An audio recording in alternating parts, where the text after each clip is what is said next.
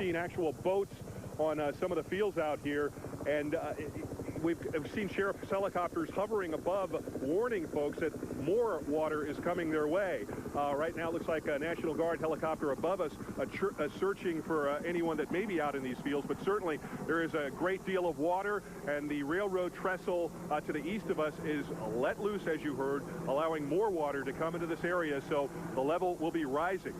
Anyone, of course, in the Point Pleasant area, according to the Sheriff's Department, should evacuate that area, but at this point we don't know who is still out there. Lots of folks decided to stay with their property because water levels were low, but they will be rising.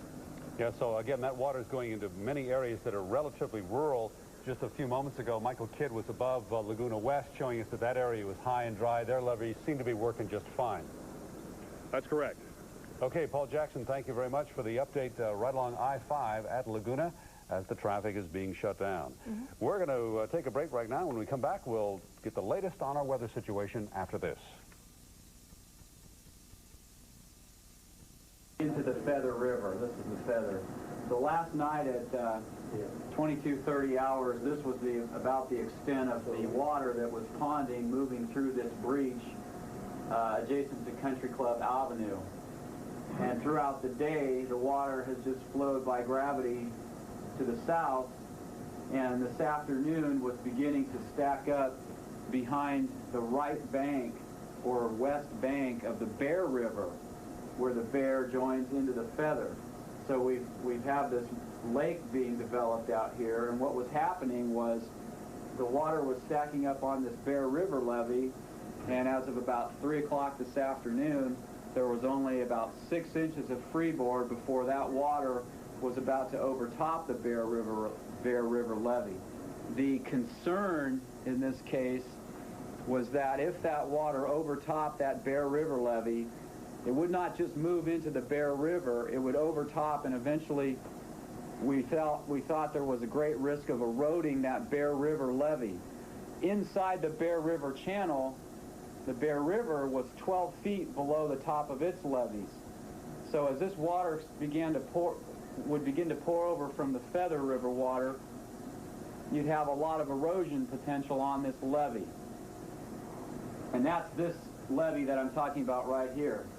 If this was allowed to continue without any intervention, we felt that the risk was that the high velocity water eventually spilling through here, potentially eroding that right bank levee, would impact the left or southern levee of the Bear River, and not only just move into the Feather, but break through that other levee and begin moving southward into Reclamation District 1001. To the south of this is the Natomas Cross Canal, and then Reclamation District 1000, and eventually we're moving into areas with more and more population and Sacramento Metro Airport.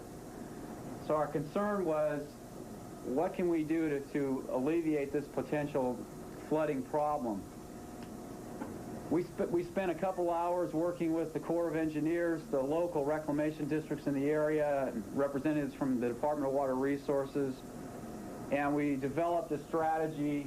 What was ultimately decided to do was to initiate an intentional breach of the same Feather River levee that breached on its own last night, upstream of the confluence of the Bear River. The location is about at the latitude of Feather River Boulevard, where it's moving in an east-west direction. I would estimate more than a mile upriver from the confluence of the Bear and Feather. And this operation was approved by the Corps of Engineers and the Department of Water Resources and carried out by representatives of Reclamation District 784 and 1001. The operation began at 5:15 p.m. and one cut was made about 5 feet wide of shallow depth. Immediately after that, another cut about 15 feet wide was made. It took about 45 minutes to complete those two cuts. What we're trying to do here, by intentionally breaching this area here, is to allow for this water that has left the Feather River to move back into the Feather River in a safer manner than it would if we just allowed this natural overtopping to occur down here. So the idea is to move the water back into the Feather River channel, and as the whole system drains, this water will be taken out of this ponded area, and also the hope is that this will be a big enough relief valve, if you will, that we will not have problems down here at the Bear River. As the operation was commencing, the Bear River was observed to be just at the crest. The water behind the Bear River was observed to be just at the crest of this levee. So the timing was critical, and there was little time to prepare for this, and that's why the quick decision was made here this afternoon. We have tasked through State OES a helicopter who is en route picking up the people who did this operation, because for them to be able to do this, they had to strand themselves out on that levee as they were concerned about their ability to get back. So that operation is underway right now, and I would estimate they are probably on site and in the process of picking up those people. There are 6 people on site. They're safe. They just stayed on the levee at high ground and awaited the helicopter to pick them up. Tomorrow morning, we will have observers out on site analyzing the whole area there, both hydraulically, geotechnically, and assessing the success of this operation and determining what we expect to happen over the immediate future. Again, that was Eric Butler of the State Department of Water Resources describing why officials decided to deliberately knock a hole in a levee on the Feather River today. It can be rather hard to follow, but obviously very technical. You're dealing with a lot of different bodies of potential water, and we'll see if their strategy works in the hours ahead. Right now we want to go out to I-5, where we are looking at a flooded Interstate 5, at least in the northbound directions. Paul Jackson joins us now, and Paul, has that water moved into the median? Last time we talked to you, it had not yet. Well, in fact, further up the freeway, it has moved into the median, and it's threatening to move there right now. As you can see, the water is essentially at the yellow dividing line. This is Interstate 5 northbound, where waters from the Consumnes River are making their way. There were 2 breaks on the Consumnes River on the levee earlier in the day, and that water was held back by a Southern Pacific Railroad trestle. The railroad trestle gave way, and the 2-foot wall of water began heading westward towards Interstate 5. At one point in the afternoon, both directions of the 5 were closed because officials feared the water would sweep over the highway. It did not. Instead, it is slowly but surely intruding on the highway, and they are expecting eventually it will overtake both lanes, at which point they will make the determination whether or not to close the freeway. A CHP captain has been patrolling the freeway. We are expecting him back at any time to give us the word. As you said earlier, it doesn't at this time seem so much whether or not they'll do it, but the question is when, and we're expecting that decision very shortly. Reporting live from the I-5, I'm Paul Jackson. Back to you in the studio. All right, Paul Jackson, thank you. Right now we want to go to Laura Anthony, who is standing by for us for the latest on the situation in Modesto. Laura? Well, Sarah, we've been showing you scenes of flooding for the past 3 days, but until you're actually in a situation where you see this water rush in, it's really difficult to imagine what it's really like. We just came from a neighborhood here in Modesto on the south side of the Tuolumne River, and we can show you some pictures as water flows into a subdivision of new homes. Sheriff's Department, anyone home? Time to evacuate. Anyone home? No one home. Okay, this was the scene just within the past hour as search and rescue personnel and police officers went door to door. This is the Riverbend subdivision. It is south of the river and just a bit north of Hatch Road. At 5:30, we arrived there. There was no water in the streets. There was no water in the homes. By 6 o'clock, there was 6 inches of water flowing in from the Tuolumne River, 6 inches of water in the streets. By 6:30, Sarah and Kelly, we were getting a ride out with the police department in one of their vehicles. The water was waist high. That's how quickly the water ran into that area. Now, the folks who live there were warned that this might happen. They were ordered to evacuate earlier today, but we found a number of people who decided that they wanted to stay. This is Crater Avenue area. Normally, these are homes that are about 150 feet away from the river. They're only 2 or 3 years old. One woman told us that she asked if she could buy flood insurance there, and she was told no because the city had not designated that area as a floodplain. That was what she was told, according to her. So we just left this area, Sarah and Kelly. There's about 3 feet of water. There's about 75 homes affected. Many of those folks have sandbags. It's just a matter of how high the water gets and how much damage they might sustain. But at this point, it looks like that water is on the rise and will be for some time tonight. Back to you. Laura, you mentioned that several people actually decided to stay. Now, do you mean they stayed and while you were there, they decided to go ahead and leave, or are they still there tonight? They are still there tonight. There's no power there. The power company shut off the power earlier today for safety reasons. We were actually with the police as they were going door to door in those pictures we showed you. When we came to this particular house, these folks declined to leave. In fact, the woman told us that she wanted to stay because of her landscaping in her backyard. She has a pool. She has a very nice backyard.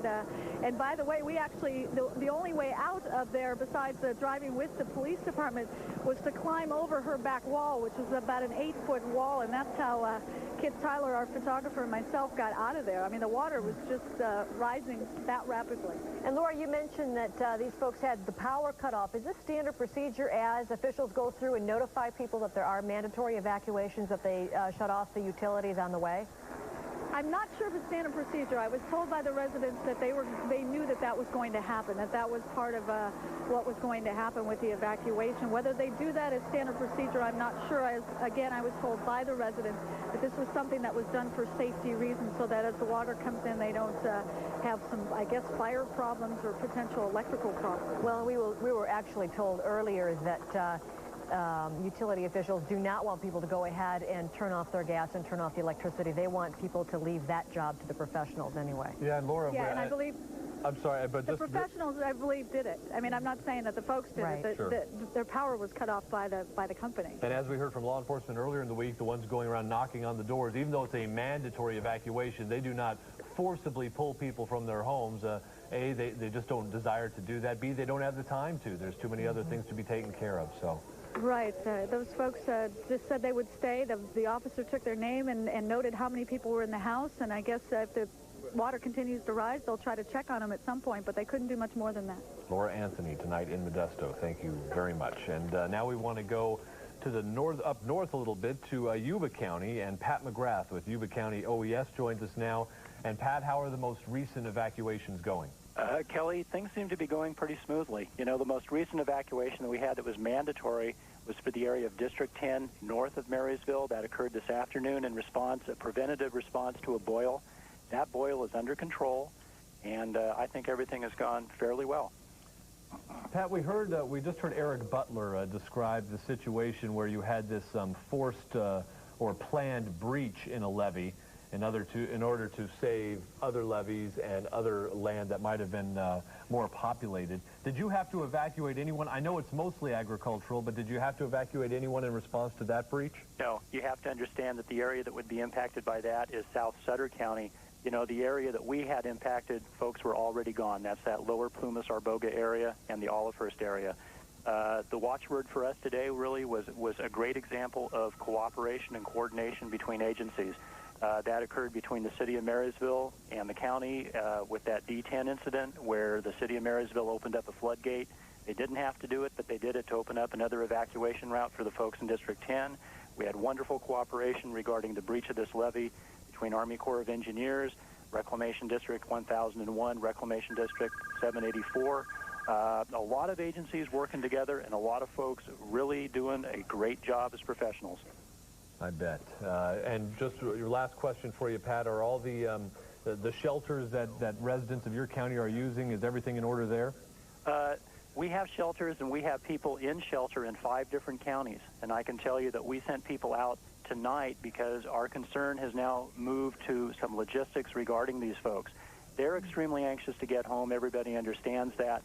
We have different counties and cities that are controlling who can return when. I do not have any information for residents of Yuba County as to when they can return. Hi, this is Pacific Bell. I have an emergency breakthrough from Jason. Are you able to release line so that he can call? Obviously, we have some problems with our connection to Pat McGrath. Stay with us. Our flood watch coverage continues. We'll be back after a short break.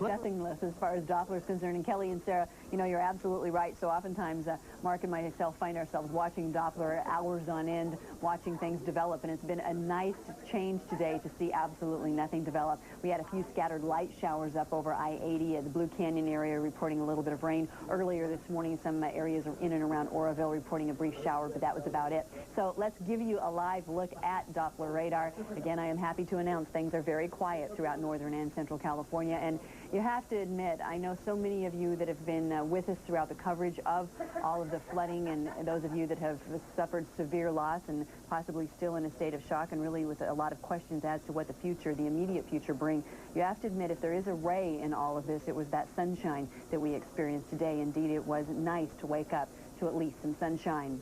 I want to show you satellite imagery to answer a couple of questions about what the immediate forecast is calling for. We continue to see a lot of subtropical moisture off the coast of California. The good news is, as it continues to move toward us, there's not a lot of moisture content in this next wave. We will see some cloud cover filter through the state tomorrow. There's a possibility of some scattered showers, but for the most part, a lot of this is expected to die out as it continues to push toward California, as a ridge of high pressure finally is beginning to build. The extended forecast through the weekend will put a few showers in for tomorrow. We could see some snow showers over the Sierra tomorrow as well. Then Sunday and Monday, some late night and early morning fog with quite a bit of sunshine, a bit more high cloudiness filtering in on Monday. Then Tuesday and Wednesday, we're going to watch the development of some strong northerly winds kick in throughout the valley. And notice the temperatures taking a significant drop. Highs in the valley down into the mid-50s with overnight lows back into the upper 30s and low 40s. And speaking of taking a significant drop, we want to show you the Sierra forecast because this is also very good news. Earlier today, we had live pictures from our Tahoe sky camera, that too showing brilliant sunshine. We heard from many area ski resorts. The skiing up over the Sierra is exceptional considering everything that has happened. Most of the snowpack that melted was below the ski resort areas, so that is good news for them. And the temperatures also, if you remember earlier this week, highs in the Sierra running in the upper 40s and low 50s. This weekend staying in the 30s for daytime highs with overnight lows dipping into the teens and 20s. Now, there are some area rivers that we continue to follow throughout the course of this evening, and I'll update the information every half hour to 45 minutes as the situation warrants. The American River at H Street continues to be below flood stage and will continue to recede.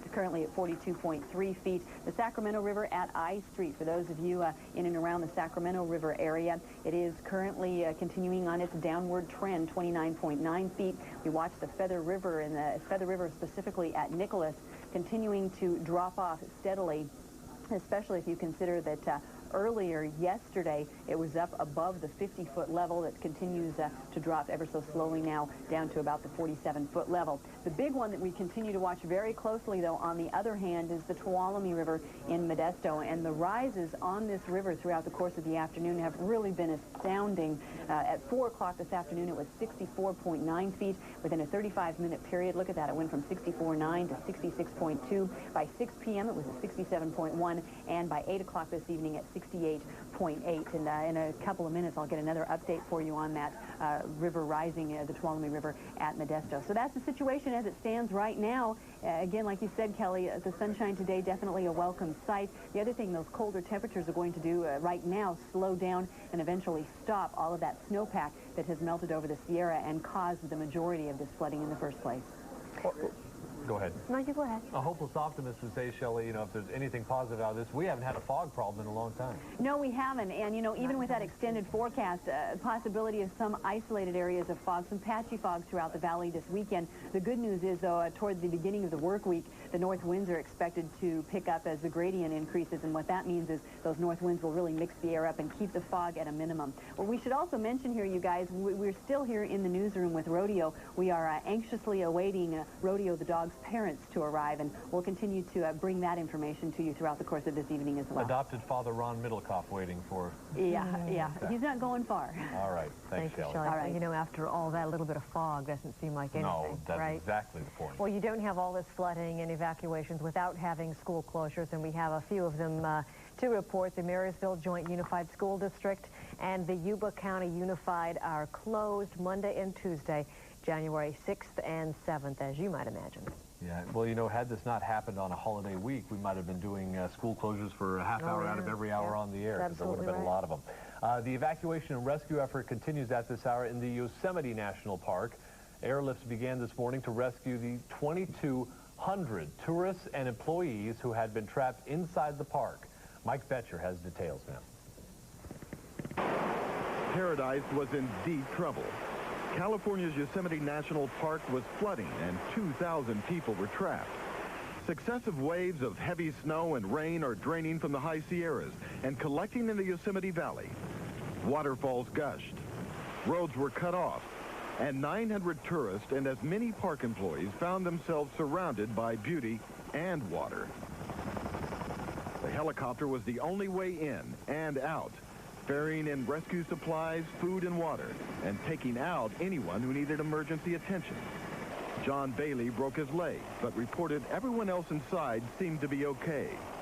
It's really kind of a neat family up there. They're all pulling together, and people coming around last night and kind of taking an inventory. Do you need anything? What do you have to spare? The park's employees, who've seen just about every kind of natural disaster hit Yosemite in the past year, said they were actually worried this time. We almost ran out of dry ground last night. They're all pretty much stuck. Most of our dorms flooded, and there was mudslides, rock slides, everything else. So total devastation up here. It's been a crazy year out here. Yeah, it really has. Rock slides, floods last year, windstorms, fire, the whole 9 yards. We had it. Amateur video showed just how close it was for some campers at Tent's Edge. That right there is Tenaya Creek. Tenaya Creek is now in our front yard opposed to our backyard. Go figure. Earlier today, the situation was so serious that deep water rescue teams were flown in to begin emergency evacuations. But the water has begun to recede, and authorities now believe that by tomorrow, those trapped in America's most beautiful spot will be able to leave the same way they came, by land. Mike Betcher, NBC News, Los Angeles. Beautiful pictures. Yeah. One additional school closing to tell you about. Notre Dame Catholic School in Marysville also will be closed Monday and Tuesday. And as you've seen for the past few days, people are not the only ones being forced from their homes. A lot of pets and livestock are in danger as well. Of course, you know the story of Rodeo. Now the California State Horsemen Association wants to help. The group says it will go in and help with the rescue of animals, whether it be pets, horses, cattle, whatever. It says it has plenty of drivers for horse trailers and equipment needed statewide to get the job done. For more information, you can call this number. It's on your screen, 209-524-4035. Again, 209-524-4035, and there is no charge for this service. They say they're simply people who care about animals and want to help out. That's very nice. We should say we've had an awful lot of call from people who have offered to go in and help rescue animals. They've all been individual citizens, and we can't put every single individual citizen who calls in, but this was the Horsemen's Association, obviously has access to its members throughout Northern California, so that's why we put out that number should anyone need them, because they are certainly in need in some spots tonight. We're going to have we're going to take a short break and be right back with more Flood Watch after this.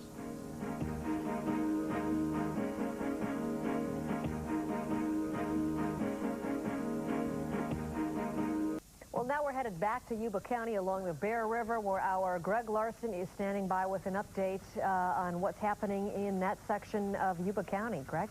Well, Sarah, this might look like the Bear River behind me, but it's not the Bear River at all. It is the flooded part of Yuba County. Now, this is water that came out of the Feather River all day today after the breach that occurred in the levee this morning. The problem they're having right now is this water right here in this flood area is pretty high on the levee. But if you take a walk, and you can't see it right now because they're moving bulldozers through here, but if you take a walk about maybe 50 yards down the road and look at the other side of the levee, one thing you notice very, very quickly is that the water in the Bear River on the other side of this very same levee is much lower than the floodwaters.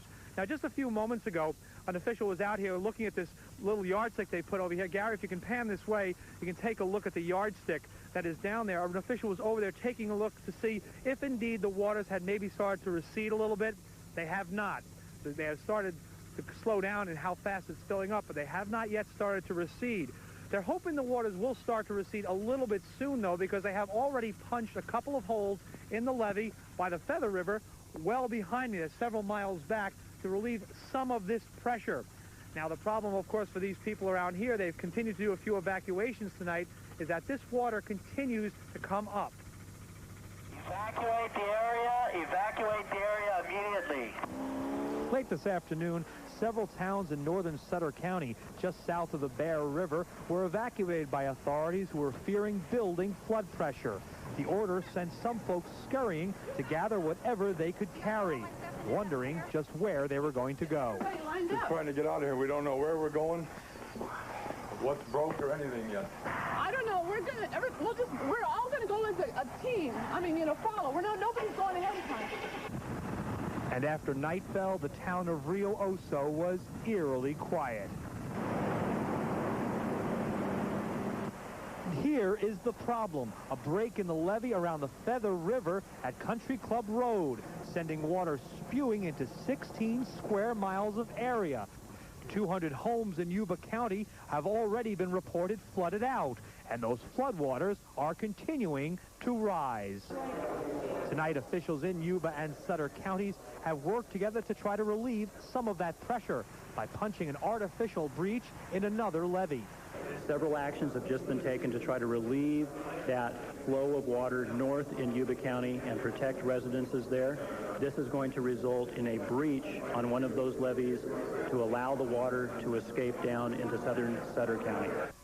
Now, it's not clear at this point just how long they expect that artificial breach that's already been created to start bringing this water down. The problem officials have been having all day is the water pressure right here has continued to rise and thereby spread northward. The reason the water pressure continues to rise and continues to keep coming up is that basically this water is building up in something of a V between the levees that hold the Bear River, which we're standing on right now, and the levees well that way several miles that hold the Feather River. That is sort of working almost like the walls of a bathtub, and it's a little bit lower elevation here, so the water continues to roll down and build up and build up. And as the pressure builds here, the water then spreads northward quite a bit. They're hoping by punching a few holes in the levee along the Feather River to drain the water into Sutter County, they feel they have a shot at perhaps bringing this water pressure down. But right now, we were just talking with an official who came to check the meter stick right here. He said so far this water hasn't started to go down, but the level at which it was coming up, the speed at which it was rising, has at least slowed. So perhaps this is a good sign. Back to you in the studio. Greg, we've had a lot of questions from folks who want to know just how far north the water has pushed. Do you know? No, I'm not exactly sure, but it hasn't quite gotten as far north, for example, as Marysville or Yuba City right now. We will check on that, and we'll get back to you as soon as we have that information. Greg, we have to wonder, and I'm not trying to stir up any trouble here, but obviously with this breach that they planned, they say that it is mostly agricultural land that will be impacted. Well, obviously, someone is impacted by this breach through either property or land, and you have to wonder about their mixed feelings in the sense having their land kind of sacrificed for the betterment of the whole region. Have you heard anything about that, or from people who might own land in the area that were now impacted by the breached waterway? Well, right, this afternoon I was talking to one official about that, and that was the first question that came to my mind. Of course, if you're going to punch a hole in a levee, water's going to drain. The water simply has to go somewhere. And he said to me very simply, they've looked at the topography of the land, saw how the land goes and how the normal water would run if let to flow free. And they say they feel very confident that if the water comes out at an even level that they expect, they cut the hole carefully, that the water would roll down and pretty much stay in agricultural land. They said they really can't help but damage some orchards and some fields out there, but they have to really consider all the people and the homes that live north of here, that as this pressure builds, as this water behind me, the floodwaters continue to build, the floodwaters continue to rise, more and more land, more and more homes to the north would be flooded out. And they had to make a choice, I guess. And they're hoping that only agricultural land will be taken by this. Well, and Greg, they may have found themselves in a situation where they really didn't have a choice. Well, that seems to be the case. I mean, they were looking for something to do today, some way to relieve all of this pressure that's been building up. And there are a lot of homes out here, folks, that have been asked to leave their homes evacuated so far some of those homes have not gotten wet, and that's really what they're trying to prevent. Sure, one official earlier in the week was saying even just by dropping the level by a foot or two, you really release so much tension off those levees, and we stopped seeing the boil situations that we saw earlier today. Matter of fact, one boil situation even caused some evacuations to take place, and that turned out to be stabilized now, but they are relieving pressure. Greg Larson. There's one thing I want to point out before we go, if we could. One of the real problems, you talked about boils and pressure like that, is that here, if you look at this flood water right here, this water is pretty high, but this is the side of the levee that is not built to retain water. The side of the levee that's built to retain water is, as I mentioned, 50 yards that way. And that water pressure on that side is quite a bit lower than this flood water. So they also need to get this flood water down as quickly as possible because they don't want these levees to get saturated from both sides and get weakened. Sure, it'd be interesting sometime to sit down with a water official and just figure out exactly what is a levee, because I think myself and most people just see them as just a berm of dirt. And just what is the difference, say, between the water side and the non-water side? And we've already talked to one water official today about boils and exactly what they are and why they're so important. So you're right, there's an entire science to this, and we're obviously fairly ignorant, those of us who don't deal with it every day. Greg, thank you very much for that update. We appreciate it. On a lighter note now, we are going to go back to the newsroom and show you a very rare shot. This is Michael Kidd on terra firma. He is on land, he is not flying, and he's not wearing headphones. Yeah, Michael, I do have ears. Yeah, I do, Kelly. And we've all witnessed some terrible things over the past couple days, and I just saw one of the most joyous sights maybe I've seen in just a long time, and that was the reuniting here of a family. Everybody has been calling the newsroom throughout the day since we first showed this dog, Rodeo, trapped on top of a roof just in front of the break in the levee. And just a short time ago, his owners, his parents, if you will, showed up. And you are Jim Thompson? Yes. And Janice. Janice. And have you been following our coverage on the news? Since daylight this morning when you went back to the airport to gas up. And what did you think when you saw your dog up on the roof? Well, me and my son and a friend of ours was watching and trying to get a glimpse of our house to see what we had left. And we all had tears in our eyes, all three of us. It was quite a sight seeing him up there. I never expected to see him again. Yeah, and we saw some tears around this newsroom throughout that ordeal, and especially when Rodeo rejoined you. Now, Janice, you were telling us about fleeing the house. What happened? How did you first know? This is the incredible part. These people, their home was right in the face of the break. I mean, where that levee break that we've been showing you, and that house right in the path of the raging water, right there. I mean, how much time did you have? Well, I had about 2 minutes before my neighbor told me to get out, and I had just called her to see what was happening. I saw the activity. I just happened to call. She didn't have time to call me. I called her. She said, get out. It's breaking behind us. And it was about 2 minutes later, I was in my car at my gate getting out, and that's all I had. I didn't have time to get anything out but myself. Did you, other than the phone call, did you have any warning, any noise? None. And if I hadn't called her to see what was going on with all the activity down there, I would not have gotten out. I would be in that house. And luckily, we did have the 3 levels, and I could perhaps have gotten up to the top. But it was pitch dark. You could see nothing, and it would have been really a hairy night. I'm glad I didn't have to spend it that way. Well, you know, when we saw Rodeo up there, you know, it was a very pitiful sight. He was forlorn up there. But I had to wonder how he got up there on the roof. Jim, how do you think he wound up on the roof? I think he might have been over with the cattle. And when that water came, he started swimming with it. And by the time he got to the house, I think it was already at porch level when he stepped off on the porch. That's the only thing I can figure out, because I don't think he could have swam and stayed near the house with that current. I think the current carried him up to the porch, and he stepped off on the porch. I think that's the only way he could have got there. Well, the water kept going up, and we checked back just at sunset. There wasn't much of your roof left, I'm sorry to say, but I think that's what saved Rodeo, because as he went up higher on the roof, we were finally able to get in there with the helicopter, and just barely. And Kelly and Sarah, this is really very rewarding, and I've just got to right now include Ron Middlecoff over here, because this is the cameraman who has been up in the helicopter throughout the flooding for about maybe 25 hours of flying. I think we figured 28 hours in 2 days.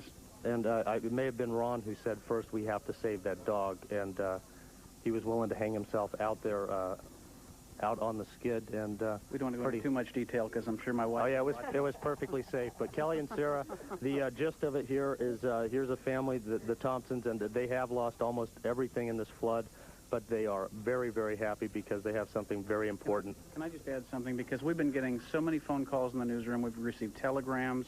People met us at the airport. Something that's very important is people have been calling and saying Mike and I were heroes, and I think I'd speak on behalf of Mike. The heroes really are the Coast Guard people out there rescuing people off rooftops. And I mean, we feel good for what we did, but the real heroes are out there in the community still tonight looking for people on rooftops and things, and we shouldn't forget about that. We think you're a hero. I'm glad to do it. Mike? And unfortunately, there were still some people who needed to be rescued, and we were able to help out a little bit here. And people have been calling into the newsroom offering a lot of help, and I think the Thompsons are going to need it because their home is almost fully underwater right now. We got something to start with here. Kelly, Sarah, back to you. This is such a heartwarming story. Rodeo looks absolutely exhausted, but we know this was a safe rescue because you were at the controls, Michael. Yeah, if you want to believe that, sure. Well, you know what's amazing about that, Michael? We all know this about Ron. He's had a bad back for a month or two, and he's been kind of you know, just watching exactly where he goes, and because he is a photographer, and they have to go into some rough spots. But to think of Ron hanging out very safely, of course, to get this dog above that house, and that takes a lot of guts. That's after having, like I said, several hours of the camera on his shoulder. In fact, he had just popped some more pain medication, and maybe that was the motivation. He's the Steve Young of this news department. Yeah, he is. Very impressive. Well, it's just amazing, Michael, because as you said, we've seen some amazing rescues the last few days involving the Coast Guard and the Air National Guard, and you know, to see all that, and of course we're amazed by it, but to see a dog stuck on a roof completely helpless, it just goes right to your heartstrings. Well, you know what? Yeah, especially something about this dog, and if you could have seen Rodeo just climbing all over Jim and Janice here, and just shaking, and pure joy, and that's just something I think everybody needed after all we've seen the past couple days. I think our boss really enjoyed it too. We won't say he's a dog lover. Well, he is a dog lover, and he also has a border collie. I think he was watching this video very, very closely tonight, and there's Dave Walker. We knew Dave would have to get in on the story. That is the saga of Rodeo, and the new mascot. That's right. From losing him to reunion tonight, like we said, the one truly happy story out of this entire day was saving Rodeo. So we're glad we're able to share that with Michael and with Ron Middlecoff, and also with the Thompsons, because obviously they're happy now about that, but they have a lot of recovery to go through in the months ahead. All right, well, let's move on ahead. We have Christina Ragsdale on the phone with us, I believe, from the Sac County EOC.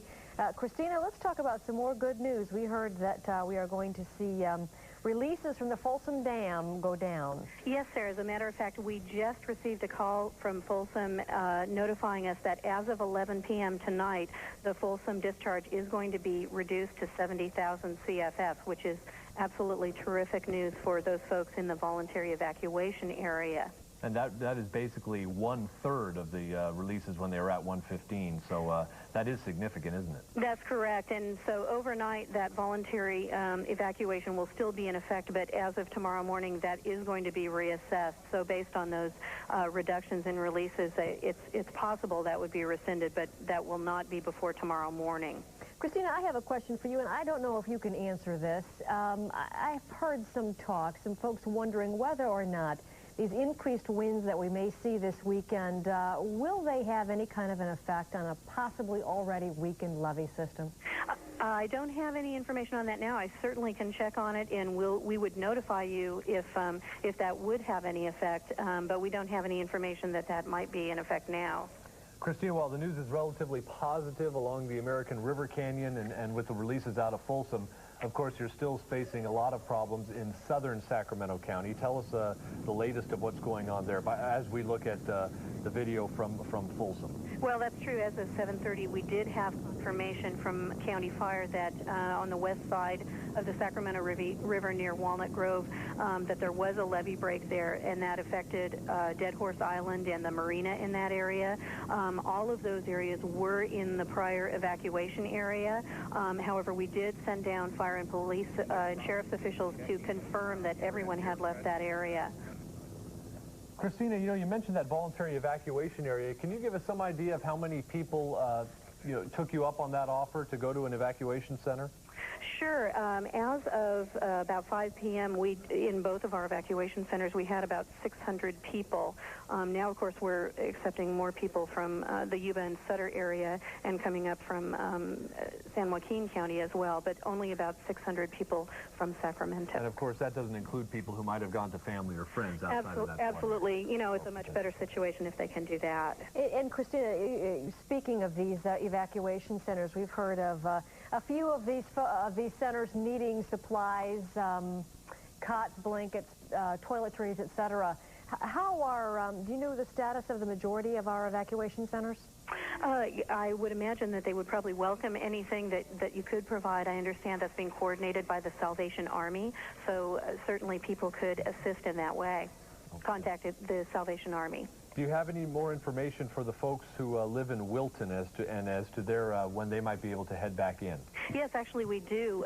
We have sent out information. There are going to be 2 centers set up that will be opening tomorrow morning at 7 a.m. One will be at the Wilton Fire Department, which is at the corner of Dillard and Wilton, and one in Rancho Murrieta at the corner of Murrieta Parkway and Jackson Highway. They will open at 7 a.m. and for Wilton only, those people will be allowed to begin returning. Now, obviously, we don't want that to happen in the dark because there are hazards, and we want to make sure that this happens in daylight hours.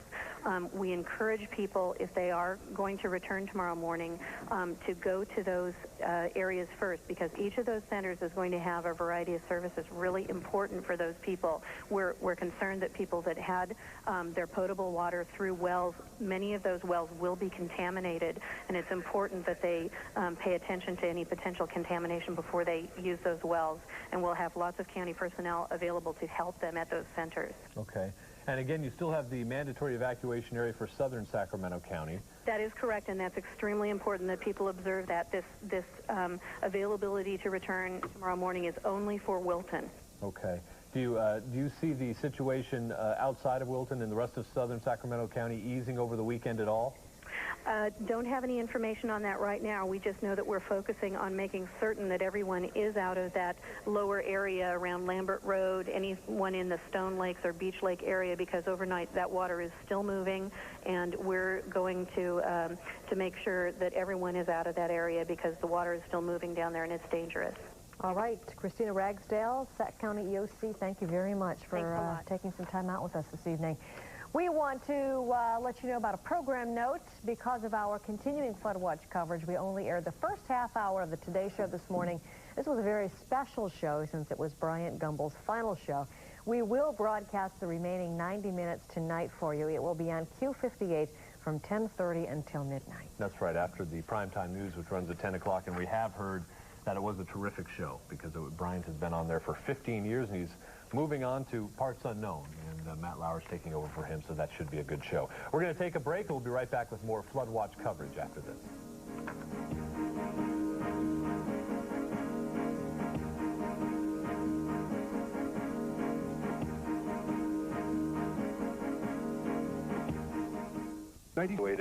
One of the features we were told historically was that area, when the water began to rise, we would eventually lose the railroad levee.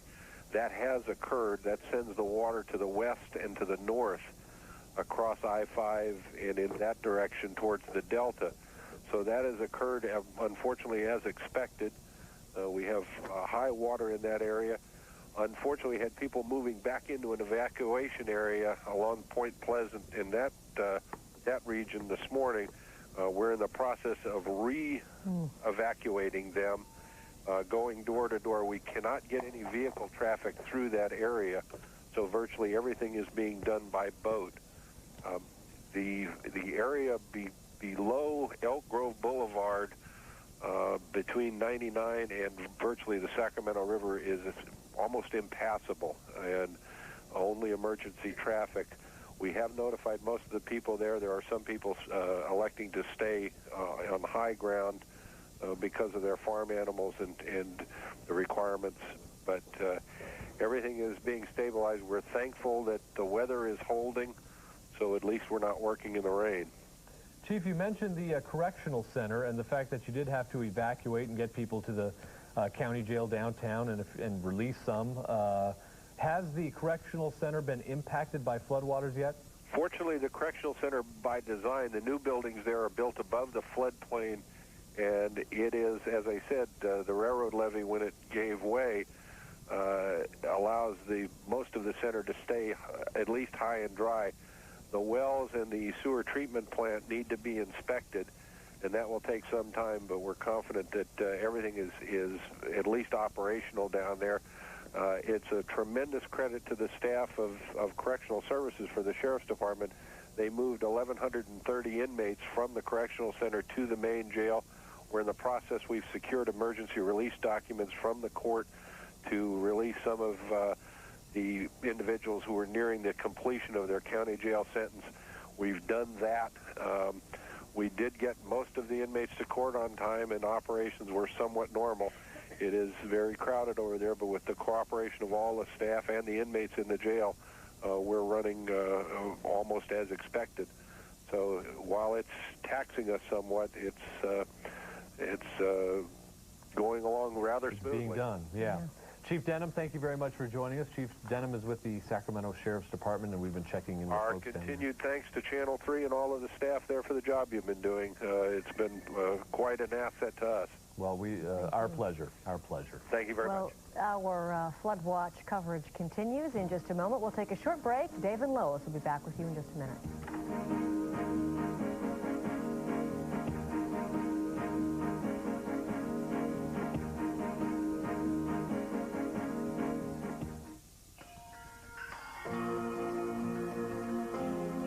For a limited time, a special opportunity. It's Chrysler Sebring Savings. Right now, you can lease a Chrysler Sebring JX convertible for as little as $289 a month. Or get $1,000 cash back on the Sebring Coupe. Chrysler Sebring Savings. For a limited time only at your Chrysler dealer. Northern California Chrysler and Plymouth. It's the new place to be. The Bedroom Superstore extends our New Year's Day offer 4 more big days this weekend. Pay no interest and make no payments till $19.98. This contemporary oak bedroom suite only $9.99. America's largest selection of better quality beds and bedrooms. 4 days only at the Bedroom Superstore. America's best mattress, Spring Air. America's lowest prices only at the Bedroom Superstore. Buy any Spring Air mattress and get free delivery, free installation, free removal of your old mattress. Plus pay no interest and make no payments till $19.98 exclusively at the Bedroom Superstore. You're watching KCRA TV, where the news comes first. Home of Michael Kidd and LiveCopter 3, and Northern California's #1 news team. This is Channel 3 Reports.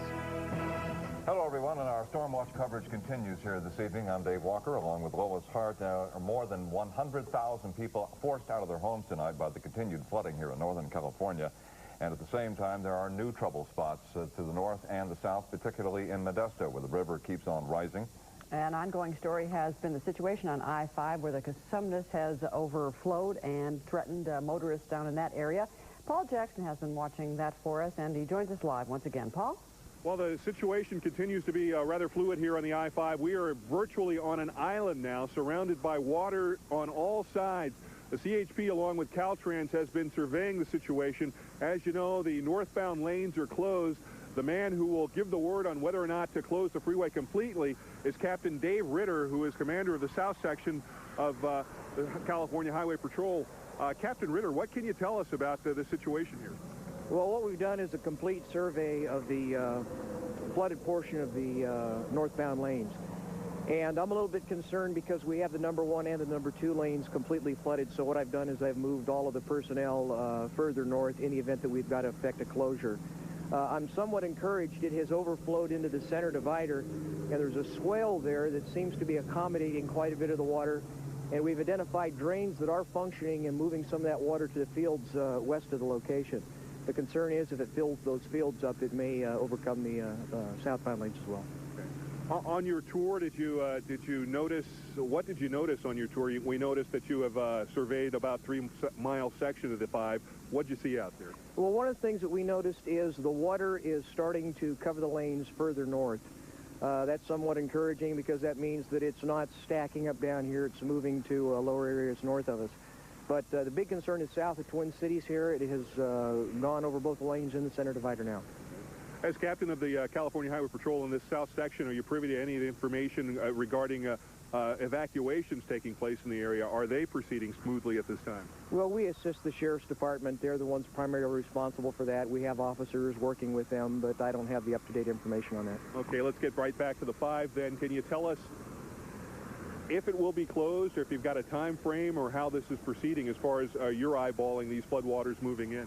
Well, not real scientific. I have an officer assigned to this particular location watching the water level. As soon as we feel that the public safety is in jeopardy, we'll go ahead and effect the closure.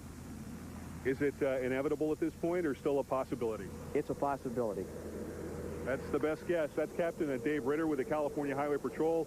The authority right now on when or if the I-5 will close in both directions, we'll keep you posted. Reporting live from I-5 at Twin Cities Road, I'm Paul Jackson. Back to you. Yeah, no problem with 99, right? No, right now, 99 remains open. As you know, that was closed earlier in the day due to these identical floodwaters. I'm curious, Paul, were there traffic jams on 99 at rush hour, do you know? That I'm not privy to. We can certainly ask Captain Ritter, were there traffic jams on I-5 around rush hour today?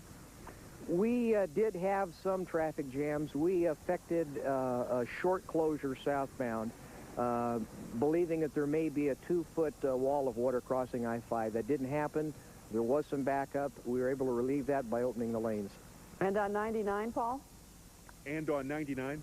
Well, 99 was a problem because during the closure on southbound, we were routing them across Laguna to southbound 99. Fortunately, it was lighter than normal commute day for us. So no monumental traffic jam? No, and the public was very cooperative and very patient. We appreciate that.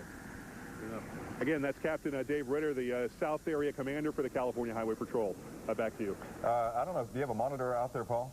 Unfortunately, we do not. Okay, we have some aerials shot a bit earlier to give our viewers a better perspective of what Interstate 5 looks like. And you can't see it right now, Paul, but I'm sure you've seen it from ground level. Traffic moving very slowly and backed up as those floodwaters encroach from either side of Interstate 5. That's correct. And, you know, earlier in the day, Dave, they did close the I-5 in both directions, and we were told traffic was backing up into downtown Sacramento. That closure was effective at Laguna going southbound, and it is still, of course, in effect northbound. So that backup was from that initial closure. They reopened it after that 2-foot wall of water never materialized, and then ever since that time, the water has been slowly encroaching on the freeway. Yeah, of course, we're looking at an earlier version this afternoon, aerial shots of Interstate 5. You get a pretty good idea how much water is out there. And that water you're standing in, I presume, right now, how deep is that? Well, it's hard to say. It's got to be about 3 feet here, but it's just incredible. As we told you earlier, when we began our day, you could actually see 2 lanes of highway, just to give you an idea of how quickly this water is moving. And now, as you can see, it is starting to leak right into the center divide. All right, Paul Jackson along Interstate 5 tonight, where the big question remains if and when they're going to be shutting down yet another lane of Interstate 5 southbound. Northbound is still open, right? 7 o'clock Saturday morning. Well, there have been evacuation notices coming in throughout the day from South Sacramento County and the Delta. Channel 3's Alice Scott joins us now with the very latest on the evacuations there. Alice? Well, more than 100,000 people total around Northern California have been evacuated from their homes. A lot of people are not in their warm beds tonight at home, but instead they are in shelters. I have an update for you as to which areas are under mandatory evacuations. First, in Sacramento County, mandatory evacuation areas include the community of Wilton, unincorporated areas around Isleton, not the city itself, Walnut Grove, and some agricultural areas in between. Authorities also say a group of houses south of Elk Grove Boulevard near Bruceville Road are under threat of water tonight. At 7 a.m. in the morning, Wilton residents, who you just saw, will be allowed back into their homes. In Sutter and Yuba counties, 60,000 people are evacuated due to the levee break along the Feather River. At 4 p.m. today, Rio Oso, East Nicholas, Trowbridge, and Pleasant Grove were added to the towns of Linda, Olivehurst, and most of Yuba City. Going in more detail about Yuba City, it is evacuated from Pease Road to Nicholas. In Stanislaus County, Dry Creek and Tuolumne River are threatening parts of the city of Modesto. The evacuation areas include the low-lying areas from the city of Waterford along 132 east of Modesto to South Modesto. The 7th Street Bridge in Modesto is closed. Also close to downtown, Morton Boulevard is closed between Yosemite Boulevard and La Loma Avenue. Now, we've received all kinds of calls tonight from viewers confused as to whether or not they are evacuated. Many people say, well, I live in those areas, but I have not been told to evacuate. Nobody's banged on my door and told me to get out. Well, if you have not been told to get out, but you are in an area that's under mandatory evacuation, if you do choose to remain in your home, you do so at your own risk. As we just saw in Gina Garcia's report and in some of the other reports, a lot of people are choosing to stay, but authorities are not advising it tonight. Sarah and Kelly, back to you. Alice, what about the voluntary evacuation notices that went out along the American River yesterday? Yes, there are several voluntary evacuation notices, and I do have an update on that as well. Voluntary evacuation in the city of Sacramento, including these areas, are still in effect: Rosemont and west of Mayhew Channel, also the Campus Commons area and River Park. That is according to the fire department and the emergency operations for the county. Also, another area under voluntary evacuations tonight are in Rio Vista because of the high tide. Now, River Road is flooded near Rio Vista because of the levee breaks. And as we just saw in Tana Castro's report, there are many levee breaks tonight, and that a lot of the river areas are just not safe. All right, Alice Scott in our newsroom, thank you. Important information tonight for students and parents in the Marysville-Yuba City area. The Marysville Joint Union School District and the Yuba County Unified School District have announced that schools will be closed Monday, January 6th and Tuesday, January 7th. Both districts say they will release more information later, but for now, the Marysville Joint Union School District and the Yuba County Unified School District have announced that schools will be closed Monday, January 6th and Tuesday, January 7th. And I think included in that also is Notre Dame Catholic School, and that's in Marysville as well. Governor Pete Wilson has declared 25 of California's 58 counties disaster areas, and tonight he is asking the federal government to do the same. The state emergency declaration makes state funds available to repair and rebuild bridges, sewers, roads, and other public structures. Well, our special flood watch coverage continues in just a moment, but first, here is a list of evacuation centers across the area. Food rise on the Tuolumne. We're going to try and get some sort of forecast out of them to see exactly what they can expect now throughout the course of the wee hours of the morning. So that's the latest we have on the Tuolumne. As I mentioned, all of the other rivers continuing on the decline, but that Tuolumne has just been amazing to watch some of those numbers throughout the course of the afternoon. All right, Shelly Monahan, thank you. Those trapped by the rising waters had to be flown to safety today in some incredible rescues aboard a Coast Guard helicopter. Just before sunrise, a diver on board the chopper lowered himself down toward the water. And although you can't see them, a couple was stranded in the water, standing atop a car submerged. Both were airlifted to safety. Then, just a few hours later, a couple of miles away, rescuers spotted another couple stranded on a roof with their pets. They lowered a basket down and saved the animals, then pulled the man and woman to safety. As you can see, rescuers had a very busy day. The couple safely returned to dry land and were taken to the hospital for evaluations.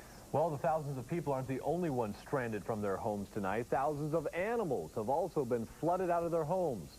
And as Dave Walker tells us, one in particular captured the hearts of Northern California, a dog named Rodeo. I'll be second last. I'll be last. Thousands flee their homes as a levee breaks near Olivehurst. Get out, Jim and Janice Thompson are told. They escaped their home in minutes. Left behind horses, cattle, and several dogs, including a border collie named Rodeo.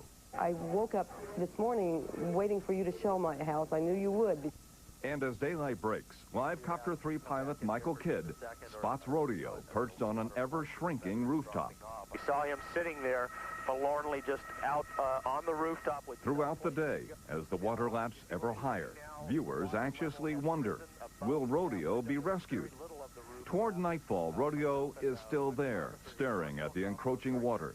It's a desperate scene tugging at the hearts of viewers and Michael Kidd and photographer Ron Middlecoff, hovering above, The dog just sitting there, the water's going up, you know, the dog's, you know, doesn't have much longer, and you know what the right thing to do is. And I don't know which one of us said it first, but we got to get the dog. And Ron was up for it, and, you know, he really hung himself out there, literally, and we did it. It was kind of risky, but it was worth it. 1 foot on the skids, 1 foot on the roof, one hand on the inside rail, and one hand leaning out, calling for the dog, and just kind of kept leaning in, trying to get... What's Rodeo doing as you're calling for him? Shivering with just petrified. And I kind of leaned back in to tell Michael, lower, forward, straight, you know, little direction, and he put it in. Michael put that right on the dime, and he'd have given you 9 cents change. And that dog stuck his neck out just far enough, got him by the collar, and I mean, I just one lift in, and I said, lift off. And I mean, he pulled up, and the dog was in. I slammed the door shut, and we were out of there. High fives all the way. I mean, talk about an adrenaline rush. Yeah, I heard a lot of laughing and screaming going on back there. Oh, and, man, it was great. I looked back there, and this dog is just hugging Ron, and throughout the night, the dog is just looking at him like... Love at first sight. That's it. Watching Rodeo's TV rescue, Janice Thompson cherished the moment in an otherwise bitter day of loss. And to find Rodeo in the house was a kind of like a spark of hope. And finally, the reunion. Guys, what I want to do it. I can do it. Thank you. Okay. I'm glad we were able to do it. Waited under by doggy biscuits, well-wishers, and colleagues, Michael, Ron, and a dog named Rodeo brought Northern Californians a brief respite from the ongoing deluge of misery and disaster. That was Dave Walker. In addition to a flood of congratulatory phone calls and telegrams, Ron and Michael also got 2 marriage proposals tonight. They're both married. Humble heroes, Michael and Ron both point out that the real heroes are the Coast Guard and the Army National Guard chopper crews that were plucking people from their cars and from their rooftops. And we understand that, well, first of all, you got to understand that when the story ran in the newsroom, applause just erupted spontaneously out of the newsroom. And then Ron was telling me that when they landed out at Executive Airport, there was 25 to 30 people just waiting there with dog biscuits and food and all sorts of stuff. Those are the kinds of stories we like. That's right. Well, unfortunately, there are still a lot of pets and livestock in danger. And now the California State Horsemen's Association says they want to help out. The group says it will go in and help with the rescue of animals, pets, horses, cattle, whatever. It says it has plenty of drivers for horse trailers and equipment needed statewide to get the job done. If you would like more information, you can call this number, 209-524-4035. They say there is no charge for this service, and they say they are simply people who care about animals and want to help out. Again, no charge. And here's another number you can call for animal evacuations. It's a toll-free number, 1-800-655-2862, extension 141. It is the California Veterinary Medical Association. They're volunteering their services to save stranded pets and livestock. KCRA's special flood watch coverage will continue in just a moment.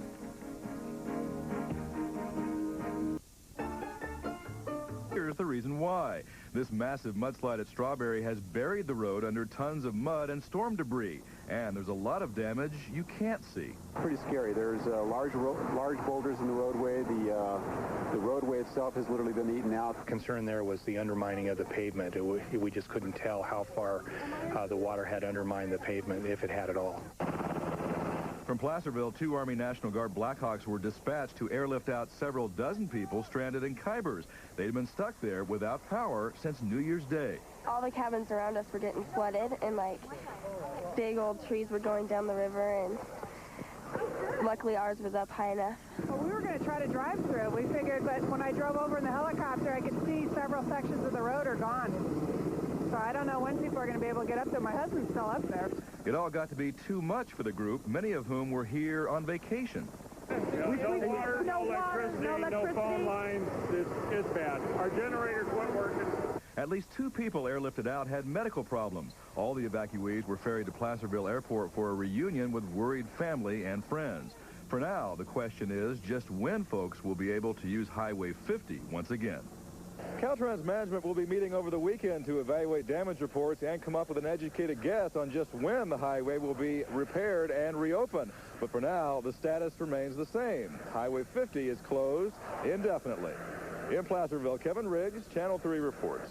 And we understand that the skiing today in the Sierra was very good. As a matter of fact, Heavenly and Kirkwood and on the South Shore will be open for the weekend, as well as North Star, Sugar Bowl, Diamond Peak, Alpine, and Homewood on the North Shore. Of course, it's just a matter of getting there, and that just takes a little time and patience. And as we said, they say they have good conditions. Yep. Well, the evacuation and rescue effort continues at this hour in the Yosemite National Park area. Airlifts began this morning to rescue some 2,200 tourists and employees who have been trapped at the park. NBC's Mike Betcher has details. Paradise was in deep trouble. California's Yosemite National Park was flooding and 2,000 people were trapped. Successive waves of heavy snow and rain are draining from the high Sierras and collecting in the Yosemite Valley. Waterfalls gushed. Roads were cut off. And 900 tourists and as many park employees found themselves surrounded by beauty and water. The helicopter was the only way in and out, ferrying in rescue supplies, food, and water, and taking out anyone who needed emergency attention. John Bailey broke his leg, but reported everyone else inside seemed to be okay. It's really kind of a neat family up there. They're all pulling together, and people coming around last night and kind of taking an inventory. Do you need anything? What do you have to spare? The park's employees, who've seen just about every kind of natural disaster hit Yosemite in the past year, said they were actually worried this time. We almost ran out of dry ground last night. They're all pretty much stuck. Most of our dorms flooded, and there was mud slides, rock slides, everything else. So total devastation up here. It's been a crazy year out here. Yeah, it really has. Rock slides, floods last year, windstorms, fire, the whole thing. Just had it. Amateur video showed just how close it was for some campers at Tent's Edge. That right there is Tenaya Creek. Tenaya Creek is now in our front yard opposed to our backyard. Go figure. Earlier today, the situation was so serious that deep water rescue teams were flown in to begin emergency evacuations. But the water has begun to recede, and authorities now believe that by tomorrow, those trapped in America's most beautiful spot will be able to leave the same way they came, by land. Mike Betcher, NBC News, Los Angeles. Today, but the high water was still churning downstream. 20 miles south of Reno in the small town of Dayton, the Carson River is so overflown its banks. Locals say it's 10 or 15 times as wide as normal, but today the river is threatening homes and forcing evacuations. I've never been able to see the river from the side of the highway before. And now it's right up to your door. Right. Gloria Guerra's Mini Mart might be saved with help from Nevada's Army National Guard, activated to help with the sandbagging, rescue operations, and cleanup.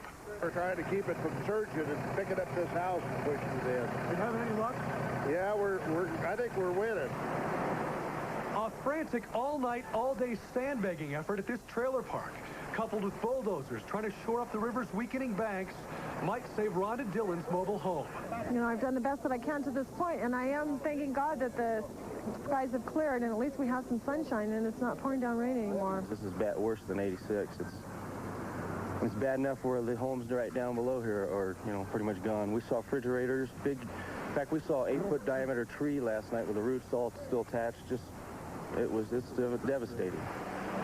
But the heavy snow that late last week hit the Lake Tahoe ski resort area is now melting. A thin layer of ice on the road blamed for this fatal traffic accident this morning. The raging river water receding, but not fast enough. You can't even see the river normally from right here. It's over that ridge, and you don't even see it running from this area right here. And now it's just completely enveloped this whole valley. Yeah. So we've evacuated everybody we can, and most people have been compliant. There's some people who want to, and there's other people who don't. So there's not much we can do. If it's a life-threatening situation, we'll get them out, but otherwise it's their choice. In Reno itself, the airport's no longer 3 feet underwater, and one runway has been cleared to open. Still, a section of Interstate 80 through downtown has been undermined by a sinking gravel pit. Huge boulders are being plowed in to try to shore up this main east-west road. And 4 of the city's famous casinos remain closed due to flooding and power outages. And in Dayton, the people of this small town haven't seen the worst. David Bloom, NBC News, Dayton, Nevada.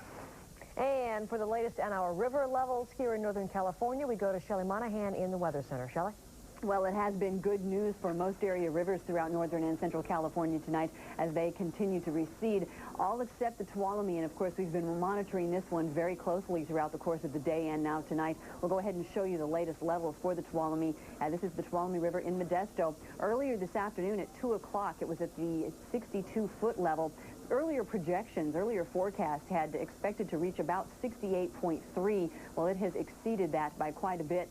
By 4 o'clock this afternoon at 64.9, by 7 p.m. up to 68 feet, and now in between 11:30 and 12 midnight, it is up to 70.1 feet. And on the phone with us now is Earl Cummings from Flood Center, and we talked with Earl earlier this evening, just kind of giving us an overall view of the river situation. And Earl, if you're with us now, any projection on the forecast of what this river is going to do next? Well, Shelley, this is Earl Cummings. We had a projection a couple of days ago on the Tuolumne at Modesto that would have put it at 68 or thereabouts. We had a forecast today, early this morning, of 70. It apparently has just reached that. We have 70.12 on our gauge. That's about as high as we expected it to go, and we'll have a new update shortly. But the other reservoir that's making releases like that is Friant on the San Joaquin, so we're expecting to have high water downstream from that reservoir too, all of which will reach the Delta in a few days. And that was my next question. And concerning the Delta, of course, all of the residents in the Modesto area have evacuated, that needed to evacuate because of the Tuolumne, but all of this is not finished with us yet, and especially in the Delta. What do you have forecast for the Delta? What can you give us as far as insight there? Well, we have danger stages forecast on the lower San Joaquin River entering the Delta, and that's certainly a cause for concern. There are levees that could be at risk, and we're hoping that everyone's staying very alert to the situation. And again, when these people do get that evacuation notification, they should take it very seriously. So we're looking at how many days beyond today where people need to be concerned in and around the Delta?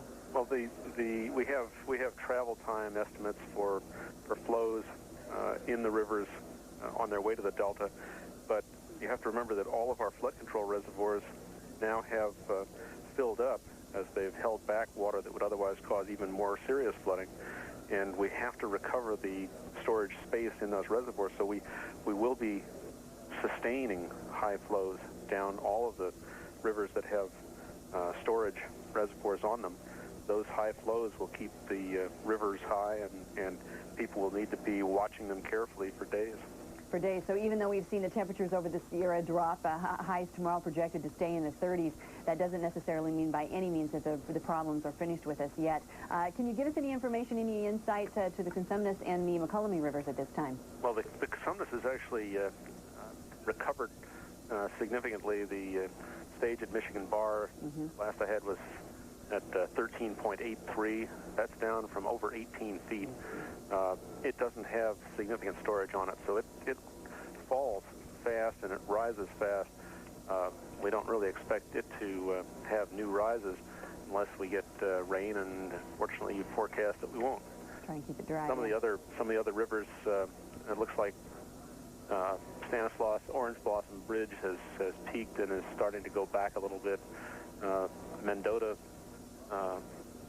shows 10.5 feet, but we're not sure that that's caught up with the actual elevation. Newman is still rising. What about the Merced River? We haven't been able to get much information on that. Anything that you can give us on the Merced River? Well, we knew the reservoir releases on the Merced had been elevated somewhat, but I don't have a very current number on that.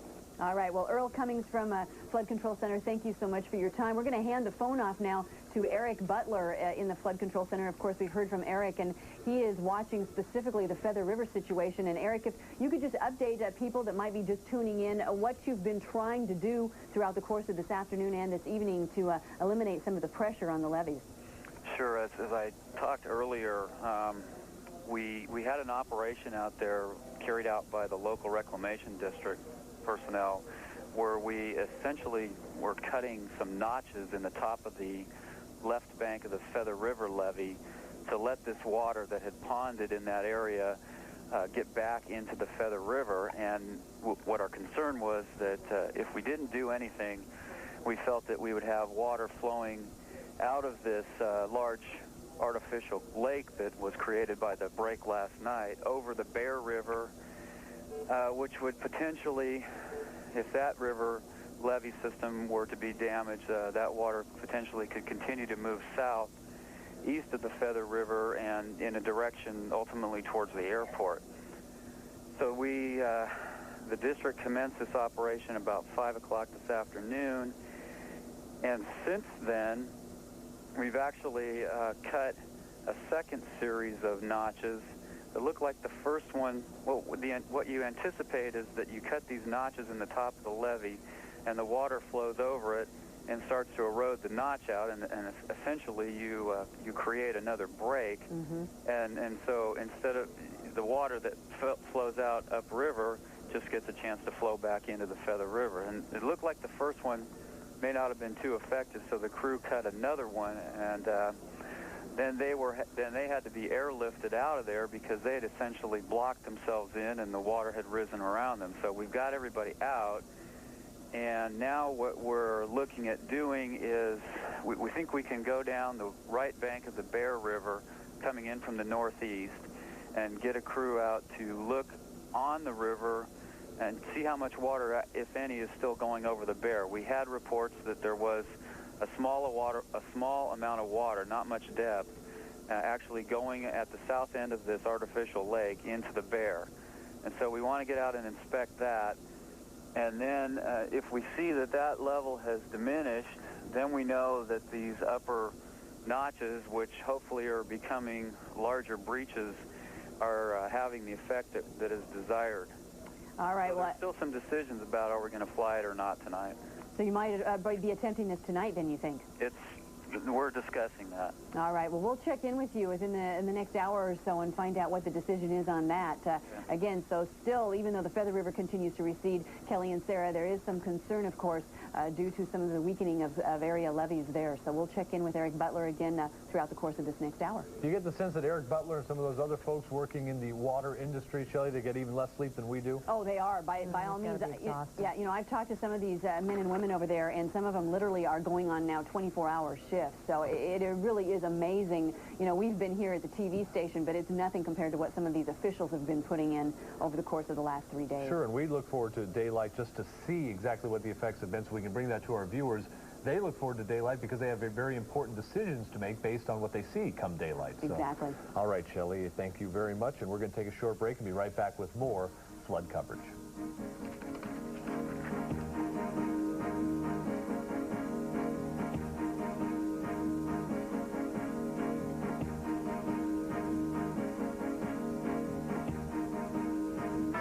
Monitor both the McCollum and Tuolumne rivers as the flows are extremely heavy and evacuation orders remain in effect for the Modesto area.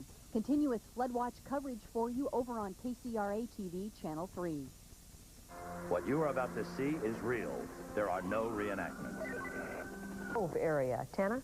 Well, Sarah, if you've been watching our coverage all night for our viewers there, the situation has been changing here in Walnut Grove very rapidly. Let me get out of the way so Hal can get a better shot of the houseboats that are along this river. They broke free from the Walnut Grove Marina a couple of hours ago. Several houseboats, a couple of catamarans. Now, if you saw our coverage live about an hour or so ago, you actually saw a blue and white houseboat bump into the existing boats you see here. I want the folks back at the station to roll the tape. What we have now is that houseboat just crumbling under the pressure of this water. Joining me now is the fire chief from the Walnut Grove Fire Department, Jerry. Jerry, tell me the situation here and tell me about that boat going under and crumbling under the force of this water here. It just from the force, it took it completely under. There's not much you can do. That water pressure is something else. The only thing we can hope for right now that it won't restrict this water so bad that it'll cause it to build up. They're going to try to remove some of these boats as soon as they can here, but we don't know exactly when. Is that the game plan right now, to try from cranes on the side, or what is the situation? How are you going to get these boats out of here? Yeah, that's what they're going to try to do. They're going to try to pull them from the side and set them on the Staten Island side as best they can. If they destroy them, they destroy them. We have to get the water to flowing through underneath the bridge. Now, earlier this evening, we saw some swiftwater rescue teams getting in position here. Tell us about that and tell us what happened. It looks like they've been called off at this point. Yeah, what started out to be when the houseboats broke loose, we had one man that was on a catamaran. He jumped free before it got here to the bridge and swam to shore. We had some other people that were on the boats. Somebody told us they were on the boats. Come to find out they were not. They had already gotten off the boats earlier. Now, you and I have been talking all evening. There's some dangerous spots along this levee. Does this cause some additional flooding problems? And tell me about the integrity of the levees in this area. And are there any additional flooding problems?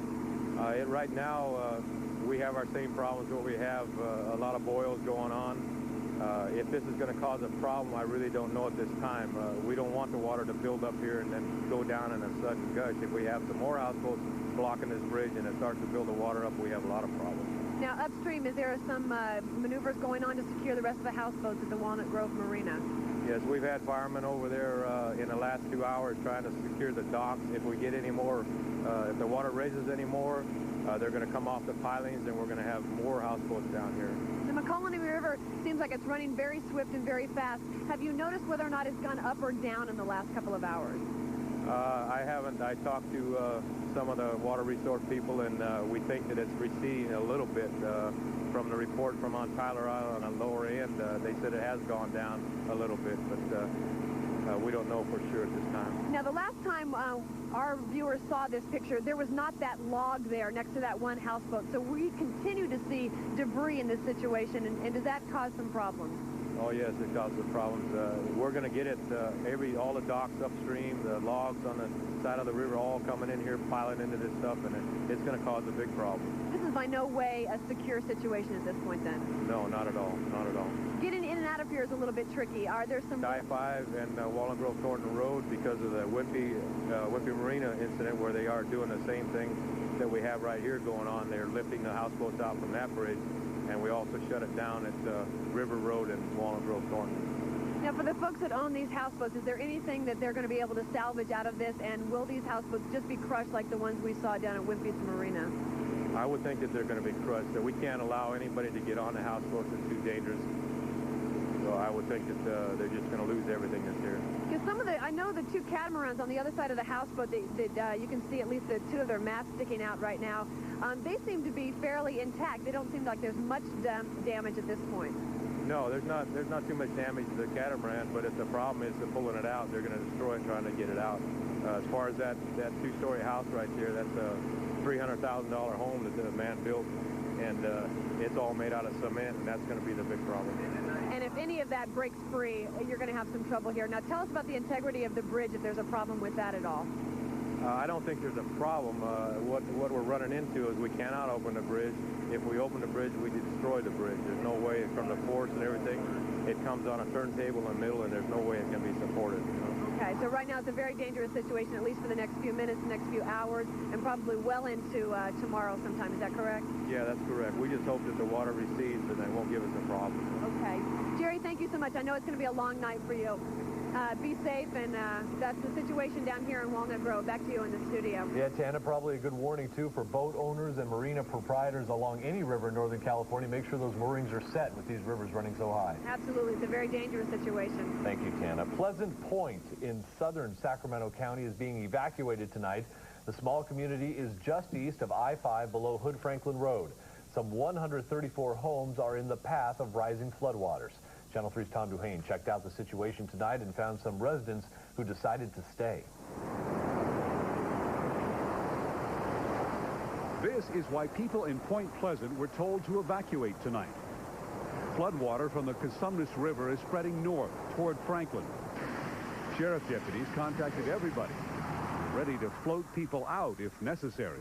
The backs and the houses over here are pretty well clear. We've cleared it with all the people there, and we've got good cooperation. We believe that most of the houses there are vacant. Most folks fled right away, but some are staying to battle the water.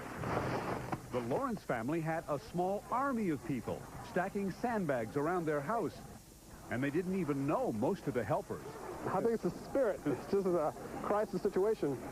My nephews came out and they brought their buddies and they all came out with a pickup load of sand on the way out from Elk Grove and came out here and helped me out. Well, I tell you, I appreciate it. We have a sunken living room here. So that's the side that we're mainly worried about because the other part of our house, other than the garage, is built up a foot inside. So that's what we're worried about. Residents were warned that 2 to 6 feet of water is coming their way. Some people thought that's an overestimate. But the Lawrences had another reason to stay. 1,000 Holstein dairy cows. The animals are all under shelter tonight on fairly high ground. The people in this home were staying despite the water. My wife's a little nervous, and I am too a little bit, but like I say, we're keeping an eye on it, and hopefully it'll work out okay. And you're determined to stay unless what? Unless we see it coming onto the road real bad, and then we'll get out of here. Some residents told us they thought the water was actually starting to go down. Even though this evacuation was called mandatory, deputies said they would not force anyone from their home. People are being allowed to take their chances. In southern Sacramento County, Tom Duhane, Channel 3 reports. And some residents told Tom that they survived the floods of '86 without losing their homes. However, they also admitted that the water level tonight is higher than it was then. Another area we're watching very closely, Modesto. Gina Garcia is standing by with the latest details on what's happening there. Gina? Sarah, we are here in Stanislaus County, just southeast of downtown Modesto. This is where at least a couple of dozen homes are seeing some pretty serious flood damage. But the damage, I'll tell you, it doesn't stop here. There are now close to 3,000 mandatory evacuations here in Stanislaus County. This includes about 800 homes and dozens of trailer park homes in this south side of town. Just to give you an idea of what kind of floodwaters we are dealing with here, take a look behind me. This is Dry Creek. You may remember just about an hour ago we did do a live shot out here, and I'll tell you, my photographer and I were just talking about how the water is rising out here. It's risen at least 2 or 3 inches in a matter of 1 hour, and county officials here tell us that they expect the water to continue to rise. I have spoken with some residents here in the area who say that although there are mandatory evacuations here in this portion of Modesto, they will try to stick it out. Now, just to give you some specifics on the Tuolumne River, right now it stands at 69.5 feet. That is as of 10 o'clock tonight. I'm told that the record was 69 feet, which was set back in 1956. They expect by tomorrow that the Tuolumne River will be hitting the 70 feet mark, so they are also expecting additional evacuations throughout Stanislaus County. Residents, they expect at least 200 additional residents to be evacuated from their homes in specific areas here in Stanislaus County. So that is the latest here in Modesto. Reporting live, I'm Gina Garcia. Back to you in Sacramento. All right, Gina, thank you very much. And we will be keeping our eye on Modesto throughout the evening because that is changing rather quickly. The area south of Olivehurst in Yuba County was hard hit by flooding because of the levee break on the Feather River. That happened last night, so rescuers were busy all night and into this morning. Lois Hart has the story. Whoever was trapped there, I mean, there's not even a tree to cling to down there. Michael Kidd in LiveCopter 3 was up at First Light witnessing multiple harrowing scenes like this. The terrible thing is this isn't just an isolated incident. We're not just showing you some highlight here. This is something this is going on all around us right now. It is it's horrible out here. The helicopters, there just aren't even enough of them, and I can't believe how many there are out here right now. Some folks had to be pulled out of the swirling floodwaters. For all we know, this person has been treading water, clinging to a bush all night, and here the Coast Guard is. Crewmen going down on a hoist and pulling them out of the water. On homes inundated right up to the roof, some other frightened and cold residents waited on the diminishing island atop their house, some reportedly as long as 12 hours overnight. The Pumice Lakes Country Club area was nearest the break, but the torrent rushed north from the Feather toward the community of Olivehurst, swallowing other homes on its way. There's a fire coming up, a house on fire. In one incredible case, a fire withstood the encroaching deluge. These homes in the Olivehurst area completely underwater. This one partially on fire.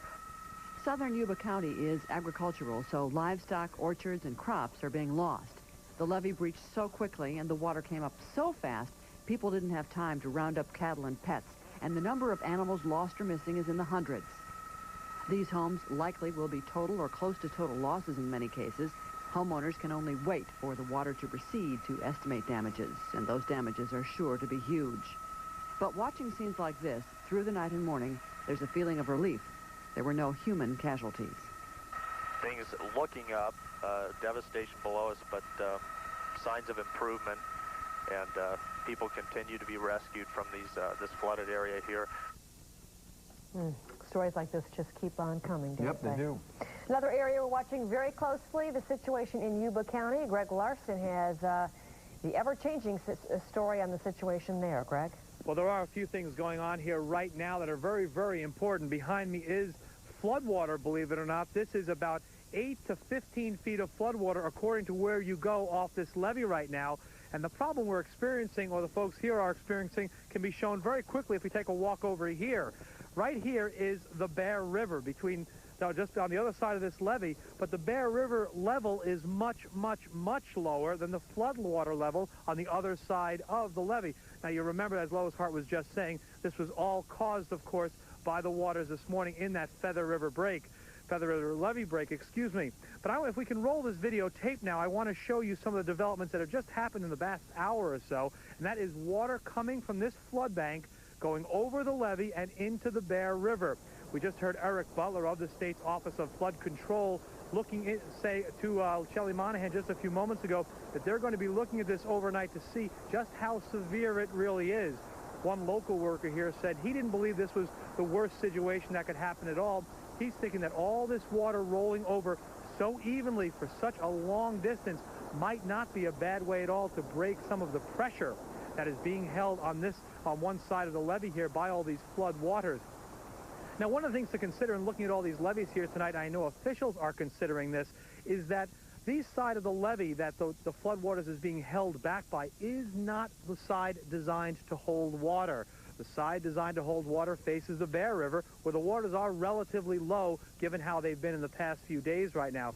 But these floodwaters remain tonight. They're going to be watching them. They did cut two slices out of the levee along the Feather River in hopes of draining some of this water off downriver below where the original break occurred. But so far, it doesn't seem like that has taken much impact out of this water. I'm being told that about an inch every half hour is being gained in the water levels. In the last few checks, they're checking it every half hour, and they will be checking it all night. They're really concerned about this water going over the levee behind me here. It is about a quarter mile back down this levee here behind me. They're concerned the water's rolling over. If it goes over evenly, they seem to believe it'll be okay. But if the pressure builds up much more, they're afraid that it could cause a weakening and perhaps some sort of break, and that's what they're going to be looking out for. Back to you in the studio. Yeah, Greg, this whole situation with the levee breaks and the breaches that they're putting in, and then of course trying to figure out where the water is going. It's very, very tough to visualize for most of us, especially in the dark. But that's why these people get paid, I guess, to make these difficult decisions. Well, Kelly, one of the things they're truly worried about is that a lot of this floodwater would go rolling over into the Bear River all at once in a major break. The Bear River is not a really huge volume river by most measures. And if a lot of this flood water came rolling over, remember, it's 16 square miles of flood water between 8 and 15 to 16 feet deep.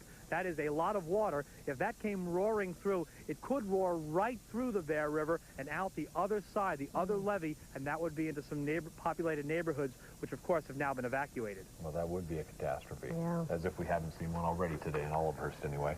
Greg, thank you very much. We're going to, fairly soon, we're going to be signing off on our continuous coverage, which has been continuous now for nearly 60 hours on the flood watch in Northern California. But before we did, we had to run one story one more time because we've gotten so many calls on it.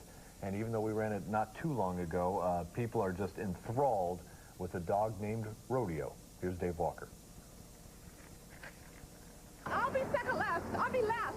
Thousands flee their homes as a levee breaks near Olivehurst. Get out, Jim and Janice Thompson are told. They escaped their home in minutes. Left behind horses, cattle, and several dogs, including a border collie named Rodeo. I woke up this morning waiting for you to show my house. I knew you would. And as daylight breaks, LiveCopter 3 pilot Michael Kidd spots Rodeo perched on an ever-shrinking rooftop. We saw him sitting there forlornly just out on the rooftop. Throughout the day, as the water laps ever higher, viewers anxiously wonder, will Rodeo be rescued? Toward nightfall, Rodeo is still there, staring at the encroaching water. It's a desperate scene tugging at the hearts of viewers and Michael Kidd and photographer Ron Middlecoff, hovering above. The dog just sitting there, the water's going up, you know, the dog's, you know, doesn't have much longer, and you know what the right thing to do is. And I don't know which one of us said it first, but we got to get the dog.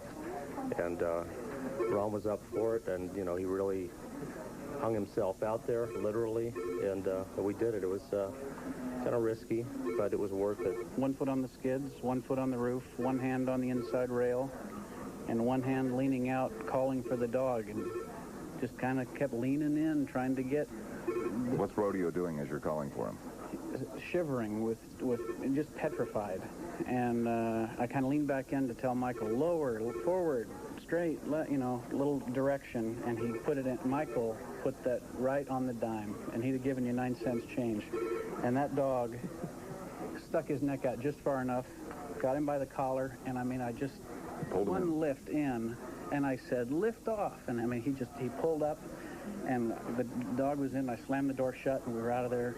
High fives all the way. I mean, talk about an adrenaline rush. Yeah, I heard a lot of laughing and screaming going on back there. Oh, and, man, it was great. I looked back there, and this dog is just hugging Ron. And throughout the night, the dog is just looking at him like... Love at first sight. That's it. Watching Rodeo's TV rescue, Janice Thompson cherished the moment in an otherwise bitter day of loss. And to find Rodeo in the house was a kind of like a spark of hope. And finally, the reunion. Guys, what I want to do it. I didn't do it. Thank you. I'm glad we were able to do it. Waited under by doggy biscuits, well-wishers, and colleagues, Michael, Ron, and a dog named Rodeo brought Northern Californians a brief respite from the ongoing deluge of misery and disaster.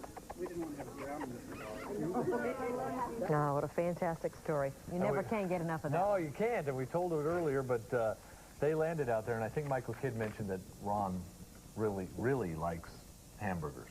Really likes hamburgers, and they're his kibbles and bits. And I guess when they landed at Executive Airport, there were about 25 to 30 people with hamburgers for Ron and dog biscuits for Rodeo. So what did Michael get? Oh, Michael. Poor Michael. I'm sure. Actually, you know what Michael did get? They both got marriage proposals. That's but right. They're both taken. And they got faxes and all sorts of things. And but they said they refused the label of hero. That it was the that they weren't heroes. But they watched heroes all morning long in terms of the National Guard and the Coast Guard folks who worked to get the people out of all of Hearst this morning. Well, before we go, let's get a check on our travel conditions and our road closures. Joining us live from the CHP Caltrans Transportation Center is Officer Kevin Doherty. Kevin? Hi there, and Ron the News Hound Middlecoff. You really earned that name today. Good job, both of you guys. Well, we do have some closures, and the biggest one, of course, being Interstate 5 between Sacramento and Stockton, closed in both directions at this time. You cannot get there from here via I-5. You must use Highway 99, and again, all that due to flooding. So if you're heading south or north, Highway 99 the best bet there. It is closed at Highway 12 to northbound traffic. I-5 is. So what we want you to do is use either Highway 4, which is a freeway, or the multi-lane Highway 120 bypass over to Highway 99, and then go north. Is last resort. You can use Highway 12, but it's only a 2-lane roadway, and it's causing a lot of congestion in Lodi. So again, if you're heading north, use 4 or 120 over to 99 to the north. Highway 50, well, it's closed and will be closed for a long time to come, all due to flooding, slides, washouts, boulders on the roadway. You name it, this poor highway has really got a lot of work to be done on it. And the alternate route they were hoping to use is gone as well. Open, though, and clear is Interstate 80 if you're heading into the mountains tonight. Don't forget, we've had a lot of rain up there. The cold conditions, it's going to turn to ice, and we have icy conditions, so use extra caution if you're heading into the high country via I-80. Highway 99 closed still due to flooding at Delano, just north of Delano in Kern County, all the way down to the Tulare County line. So if your travels take you down there, you'll have to switch back over to I-5 in the Stockton area would be your best bet. Highway 99 closed to the northbound traffic at Riego Road, just north of Sacramento County line there in Sutter County. And a new closure on Highway 99. It is closed to southbound traffic at Highway 20 in Yuba City. That closed about 8:47 this evening. That's due to the evacuations there in Yuba City. On Highway 89, it is closed from State Route 4 to 2 miles south of Markleyville in Alpine County due to a washout there. Highway 89 is closed due to snow on the west shore of Lake Tahoe, and that's at Emerald Bay, so you can't get around that way. Highway 89 is reopened. That's the good news from Tahoe City to I-80 in that side of Lake Tahoe, so you can get to Lake Tahoe from there. And taking a look here, Highway 70, a bunch of problems up there, closed just north of Highway 99 and Riego Road, also Cemetery Road in Marysville, Ramirez Road, and Quincy to Blairsden, also West Portola. So a lot of closures there on Highway 70. And it just seems to be getting worse. Back to you in the studio. All right, Kevin, thank you very much for that update. We're going to go to Shelly now. And Shelly, one thing we should also mention about that rodeo story is that it was a fairly bittersweet day for the owners of Rodeo. I mean, they left here with a smile on their face. They'd gotten one dog back, but of course they lost their home. They lost most of their possessions. And they lost several other dogs. Oh, dogs, and cattle and horses. Cattle. An extremely rough day. Yeah, and you know, to elaborate on that, I grew up on a farm, and from what I understand from what they told us, it was about 80 acres, and we had about 120 acres where I grew up. And you have animals. We've had some people calling here into the newsroom and saying, why didn't the woman try and save any of her animals? Number one, you must remember that Janice only had literally moments to get out. And in a ranch or farm type of situation, the animals, whether it be the cats, the dogs, the cows, the horses, are very, very spread out. And so she literally barely got out with her own life. Well, and not only that, but she also mentioned that she tried to find some of her smaller dogs, but she had lost power in her home and she couldn't see anything. Completely dark, Exactly, because we have had a couple of calls, and for those of us that live in a house in a downtown area where your dog or your cat is right over here on the other side of the room, it's hard to maybe imagine what happens in a panic type of situation like that. But to Janice's credit, you know, I mean, she did everything she possibly could before her life literally was in danger. She did the smart thing. Yes, she certainly did. Rodeo spent some time with us here in the newsroom, and we had a lot of fun here. It was interesting to watch. Rodeo literally, and I'm not exaggerating when I say this, would not let photographer Ron Middlecoff out of his sight. Every time Ron would try to leave, Rodeo was right behind him. So I really think Sarah and Kelly, the dog, knew that he had saved his life. We're going to check Doppler radar, give you a live picture of Doppler. Now, the subtropical moisture that is moving on shore over the course of the next couple of hours, there's not a lot of moisture content to it. However, I am seeing just some very, very light dots of green starting to develop to the north end of the state. So again, we could see some scattered light showers, but any moisture we receive out of this incoming system is expected to remain on the light side, and it's also expected to stay mainly to the north end of the state. We do have on the phone once again from Flood Control Center, Earl Cummings. Earl, are you there? Hi, Shelley. Good morning. Once again, if we could, we're going to look at some of our different river levels and have you update us, if you could, quickly. The Cosumnes River, what is the current situation there at Michigan Bar? Well, Michigan Bar actually has dropped substantially. It's back down to 9.6 feet. Probably going to continue to decline. All right, and what about the McCollum River? It too continues to recede at this hour. Well, you know, I don't have, I have the Benson Ferry station, which is on the lower reaches of the McCollum. Okay. It has declined, probably mostly reflecting the reductions from the Cosumnes. 20.0 is the stage we have. All right, and of course we continue to watch the Tuolumne. Now, when I talked to you earlier in the last hour, you were saying that you expected it to peak right around 70 feet. Have you heard anything differently? No, actually, right now we have 70.4. That's a little higher than we had thought. Mm-hmm. And our forecast was for it to stay around 70 until tomorrow. So right now it's just a wait-and-see type of situation for the people living along the Tuolumne, specifically in the Modesto area. And then, of course, now, beyond tonight, beyond this morning, the big concern is the Delta area. Right. I looked up some of the travel times. It could be nearly a week before we see some of this high water all the way to the bottom of the Delta. So it's, by all means, we are not finished with that situation yet. All right, again, Matt Earl Cummings from the Flood Control Center, and Sarah and Kelly, the people from the Flood Control Center, have been so very helpful. If we could go back very quickly to satellite imagery and show you that plume of subtropical moisture. Now, we continue to see these develop day after day and give us some very significant rainfall. And, of course, it's a warm air mass. You must remember that's what drove the snow level up between 8,000 and 9,000 feet earlier in the week, caused all of that massive snow to melt and then subsequently come into our rivers. This next area that's moving on shore, although we do expect some scattered showers out of it throughout northern and central California, it really is not holding the moisture content that past waves have held. So that is some good news. With that in mind, our forecast for this Saturday here in the valley, calling for partly cloudy skies, some scattered showers. Again, so we're not completely out of the woods as far as the rainfall is concerned. You'll notice the extended forecast, other than some late night and early morning fog, we are expecting a drying trend toward the beginning and middle part of this next week. The north winds are going to kick in, and although normally the winds are a welcome sight because it keeps the fog at a minimum, they're going to have to watch the effects that those winds could possibly have on weakened levees throughout our rivers. So that is something else that flood control people were keeping a very close eye on. There again in satellite imagery, as we continue to see that subtropical moisture, we will monitor it very closely here from the newsroom, from the Weather Center, and I'm going to go ahead and throw it back to you in the studio, and we'll continue to watch things develop. Shelley, after all of this, a little bit of fog doesn't seem like anything. No, it really doesn't. We'll handle it. It doesn't indeed. Yeah, I no think at big this deal. point, yeah, we're just keeping our fingers crossed. All right, Shelley, thank you. Well, we are going to wrap up our continuous flood watch coverage, at least for a time tonight. Coming up next, NBC Nightside, followed by the Today Show at 4 this morning. That's right. And we will resume our live flood watch coverage. Those efforts over here, and it took a while to mobilize here and bring the necessary equipment in. Our concern was that we didn't want to start the operation until we had sufficient equipment to allow us the maximum flexibility, because we really didn't know at that time. And you have to understand, we were working in darkness last night, and we had to move in floodlights. And then we also had to instruct all the workers here that there was two primary concerns. One is public safety, the safety of the employees here, and then, of course, the safety of trying to save the bridge for the public use. So it took a little effort on that part to make sure that everyone knew what their role was, and then our goal primarily is to save the bridge. Right.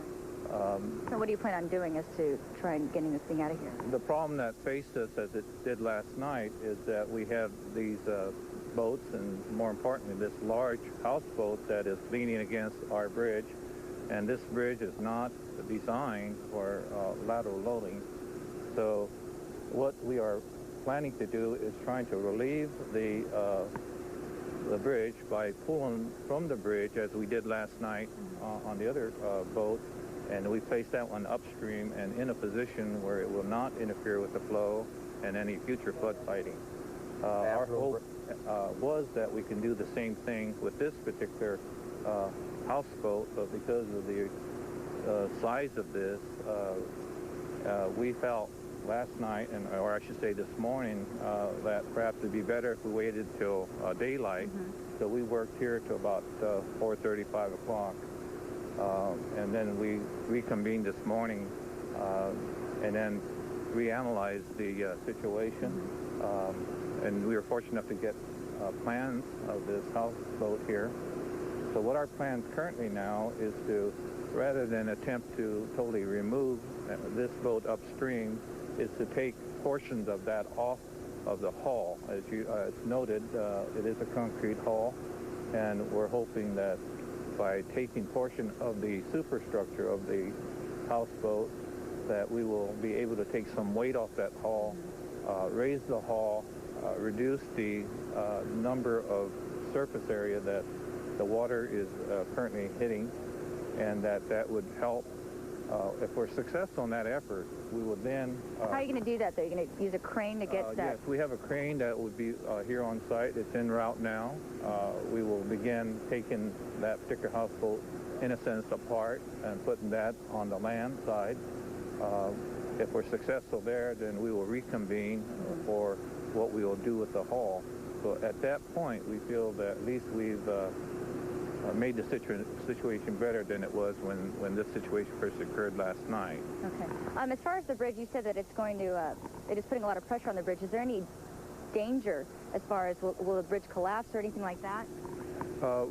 What probably has happened here is the initial impact, and that is when the particular houseboats and boats hit that bridge. That probably was probably the maximum impact that the bridge was able to withstand, and we were glad that it withstood that impact. What we're trying to be very careful here is that we don't move these boats upstream and allow some momentum to occur, and then that would repeat itself.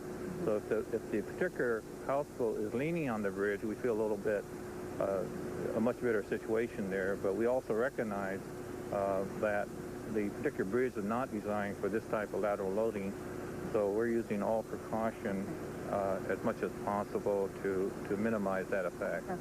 Well, thanks so much for joining us this morning. And that is the latest here from Walnut Grove, and we'll keep you posted on how things are going here. I lost IFB contact, so I will talk to you guys later. All right. Thank you very much, Lillian. All right. And we're going to take a break right now, folks, and but our coverage still continues. We'll be right back.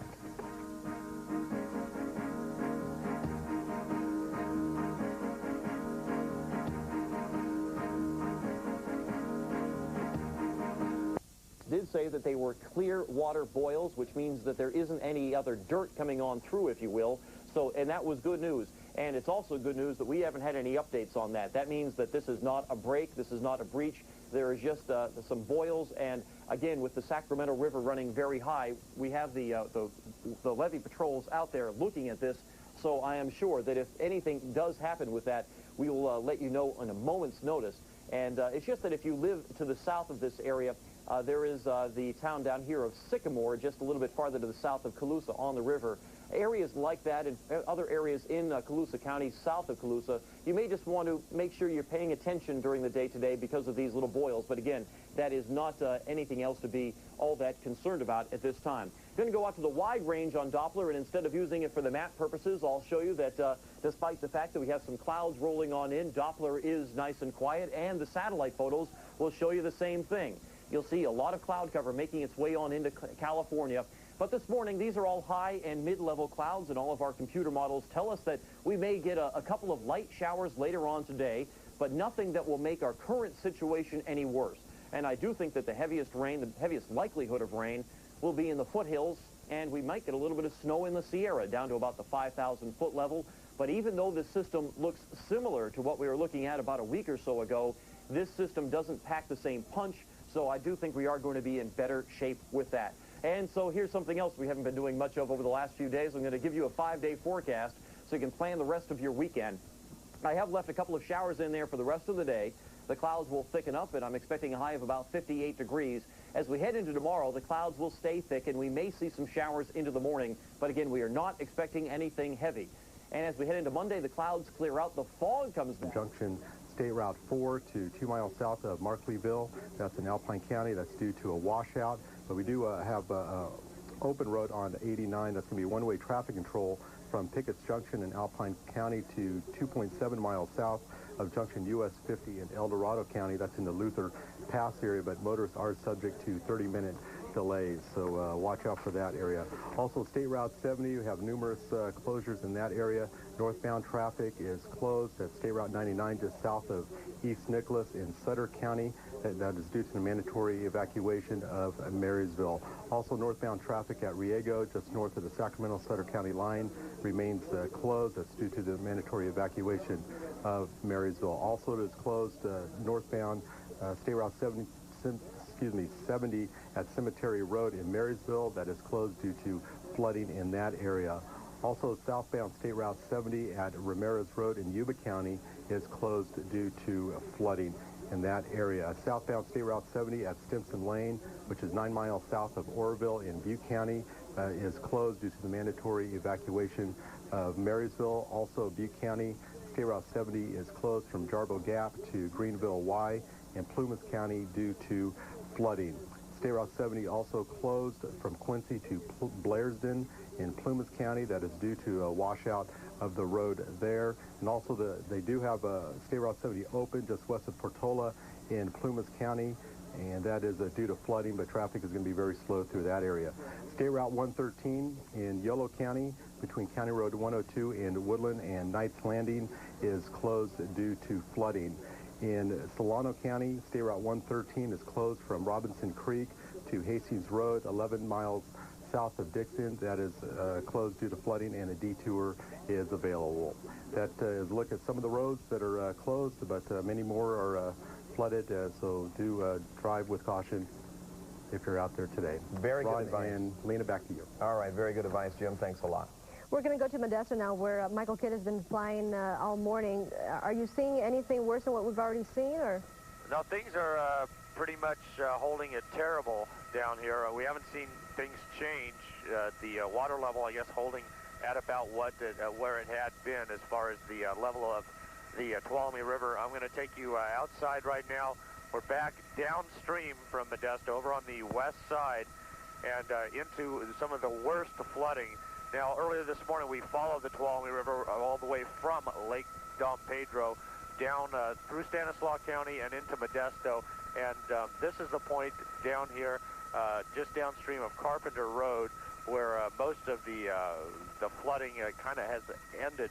This is a road at the top of your screen that I am pretty sure is Vivian Road. I have a very sketchy map of this area, but many homes here on the south shore of the south bank of the Tuolumne River are flooded, and looks like the level, we're not seeing water rising, and unless we see any type of a levee break or a dam problem, anything like that, this may be just as bad as it gets, and this is pretty bad. Hundreds and hundreds of homes and businesses in here that are flooded, and flooded very, very deeply, Lena.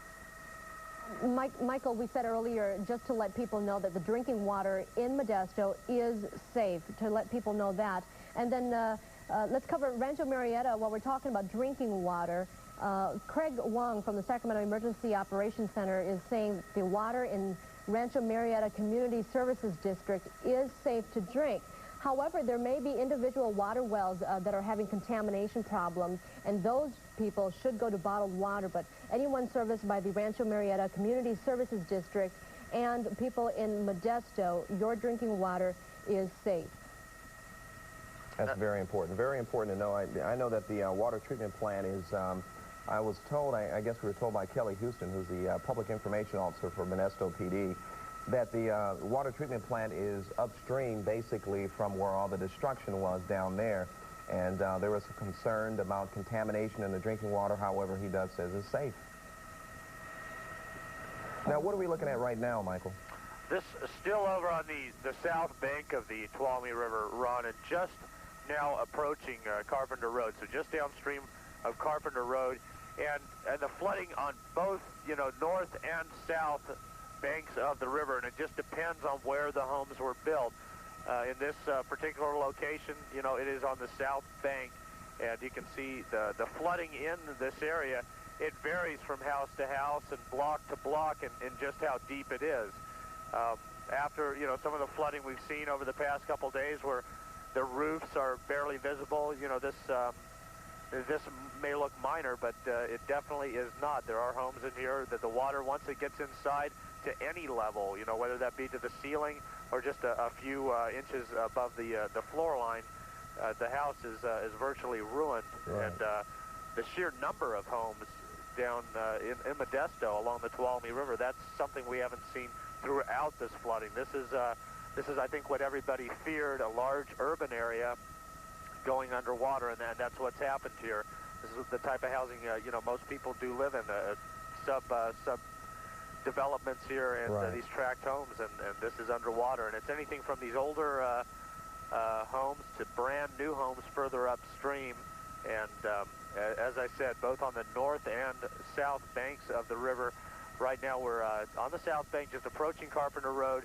I'm going to take us up across Carpenter Road, and we'll look at the flooding over there on the north bank. Yeah, something else while you're headed that way, Mike, is I was looking at the cars that were stranded there. I mean, not only do the people have to deal with their homes being destroyed, basically, you know, just getting around now. I mean, all that has come to a standstill, which has made it very difficult for them. Yeah, and, you know, it hardly depends on how much water, like you said, Michael, any amount of water. Anyone who's ever had a leaking window or a leaking roof and, you know, just a little bit of water, it's incredible how much damage water can do. And we're not talking about just water. It's not clear water.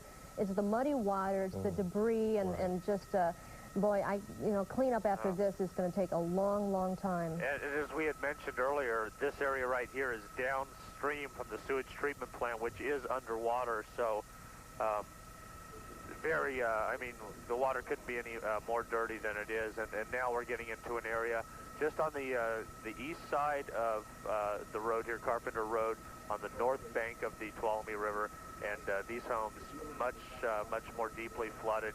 And this goes on for blocks and blocks. Yeah, it's tremendous. You know, Mark Finan is here with us as well. Mark, as far as the Tuolumne River and its level, I mean, is it rising, is it falling, or what's happening now? Well, Ron, I was just thinking about that. The level is holding steady. It's at 70.8, so it's dropped an inch since its high point a few hours ago. But we're not expecting a rapid decrease in this river. And so what I'm looking at here, you see some of these homes that are up to their roofs in water. I mean, that's 8, 10 feet of water, and I can't say when we're going to expect that river to drop that 8 to 10 feet so that people could even think about going back there. I mean, this could be a number of days. As Michael was showing us an hour or so ago, that they are still releasing water from the reservoir up above Lake Don Pedro, and maybe not as fast as it was before, but still extra water is continuing to come into this river, so it will continue to run high. And so these people may not even be able to get in to check their homes for days. And that's why we've been stressing over the last few days that if you have to evacuate and you have to go to a shelter to bring everything you need in order to stay out of your home for a few days, because that's obviously the case here. And you just have to feel for folks that are seeing their homes here and that are most likely watching in a shelter right now, or perhaps at a relative's home or a loved one's home that somewhere in a safe area, and they're seeing their home and it's under this much water, and the water really isn't retreating that fast. This is just an awful situation. Yeah, these residents must watching this must just be numb with just with the magnitude of all this. We know we've been giving people advice on when evacuating, what you should do, what you should bring with you. No doubt people are confused and people will want to know, what do we do now after all of this? The cleanup information, getting loans and talking to contractors and documents and all that stuff. We will be covering that. A lot of these people may not be able to get back into their homes for days, so but we will be giving you information on what are the first few things that you need to get out right away as we start the cleanup process, which for many folks will not be starting for a few days yet. Mark, do you have any idea, are the officials forecasting when the waters may recede, or at this point are we just sort of waiting to see? I'll tell you, I have not seen a forecast for the Tuolumne. The Department of Water Resources has been great with the forecast. The forecast rises and falls, but I have not seen one today for the Tuolumne. I did talk with them earlier, and they did say that the releases, although they were going to be decreasing, they were still going to stay, as we've been saying, at 40 to 45,000 CFS. And so that means it is going to stay high, but it may drop a little bit. So no, I have not seen a forecast of when it may get back down to, let's say, 60 feet. If it drops, let's say, 10 feet from where it is right now, that would at least probably take it out of the homes that it's in. We would still see the streets. The roads near the river would still be underwater. However, I don't know when it's going to drop back down to 60 feet, and I'm not sure if that forecast has come from the Department of Water Resources just yet. And actually, maybe we ought to start addressing what to do after the flood and the sorts of things that happen, because to the north, the folks that were flooded a couple of days ago, the folks in Wilton, are getting back in. And maybe that's something we want to address in the next couple of hours that we're going to be on the air for those folks, that we are going to see some folks get back into their homes. And I know it's going to be a couple of days for the folks that we're seeing here in Modesto, but the folks in Wilton, at least, are being allowed back in. We were talking with the folks from Sacramento County earlier, and they did say that they were allowing people in Wilton back in. And it's interesting that they what they were saying. I've got some basic tips here on what to do when you get back into your home after a flood. They suggest to take all wooden furniture outside, but to keep it out of direct sunlight. We wouldn't have to worry about that today, but they say to take all wooden furniture outside to let it dry at a slow pace, but you don't want to dry it out really fast because then it would warp, I guess. And they also say to shovel out mud. Well, that's obvious, and that's what we'd be seeing here in the Tuolumne. That river is running rather brown, and there most likely will be some mud in these homes. But they say shovel out the mud while it's still moist and allow the walls and floors to dry. And they also say, well, I'm not sure if folks here would have basements, but they also have tips for flooded basements, not to drain them all at once, but to do it at a gradual pace so you don't have all the stress on the walls. But there are all sorts of things to do for when you can get back into your home. And again, the folks from Sacramento County were with us earlier today, and they were saying that at various locations they are going to have help for people who have been out of their homes, just the various things that they're supposed to do. The SMUD is going to be there.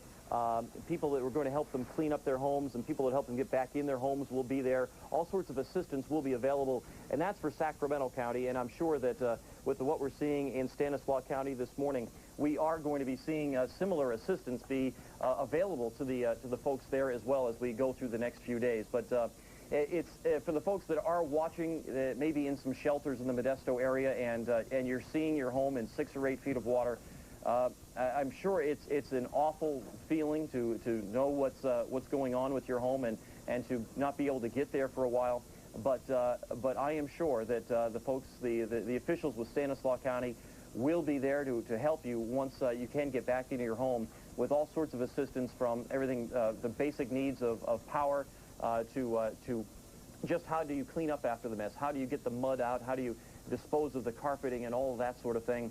And also for those of you that haven't been affected, keep in mind that what the needs of these people are going to be over the next few days. They've most likely lost most of their clothing, quite a bit of furniture, and of course the Red Cross is there to help the people that are in need, the people that are suffering these losses. So if you haven't suffered a loss from this flood and you're in the Modesto area and you feel for the people that are going through this morning, you may want to call your local Red Cross and offer any donations that you can. And I'm sure the Red Cross, as we've been saying and hearing the last few days, they'll take anything. They'll take clothing, they'll take furniture, and of course they'll always take cash to help out these people. Obviously, there are a number of people in Stanislaus County this morning that are seeing their homes for the first time, and they're seeing them underwater. Yeah, okay. Thank you, Mark. We want to let people know we broke away from Michael Kidd because he's flying over Modesto, and he's moving around so much that it really quite is a challenge to keep the picture clear for you. Mark, we're just getting word of a levee break along the San Joaquin River, 2 miles south of Highway 132. And they're saying that the break is about 100 feet wide, but it is in a rural area, and they don't expect any homes to be threatened by this. But perhaps when we come back to you later, we can get some numbers or some information on the San Joaquin River. 132, I'm trying to figure out where that is, but you guys go ahead and I'll figure out where that is. Okay, all right. Thanks a lot, Mark. Now, we have Rich Ibarra. He's on the ground in Modesto, and he has the latest down there. Rich, what can you tell us? Well, over here in this area, of course, in Modesto, we're finding this is Dry Creek, or rather the remnants of Dry Creek that have overflowed and come into this area here. This is Morton Boulevard, which is pretty close to central Modesto. The water has come up about 5 or 6 feet down into the middle of the streets. And people have moved out here. They got the wake-up call about 3 o'clock yesterday morning. They got what belongings they could out of the way.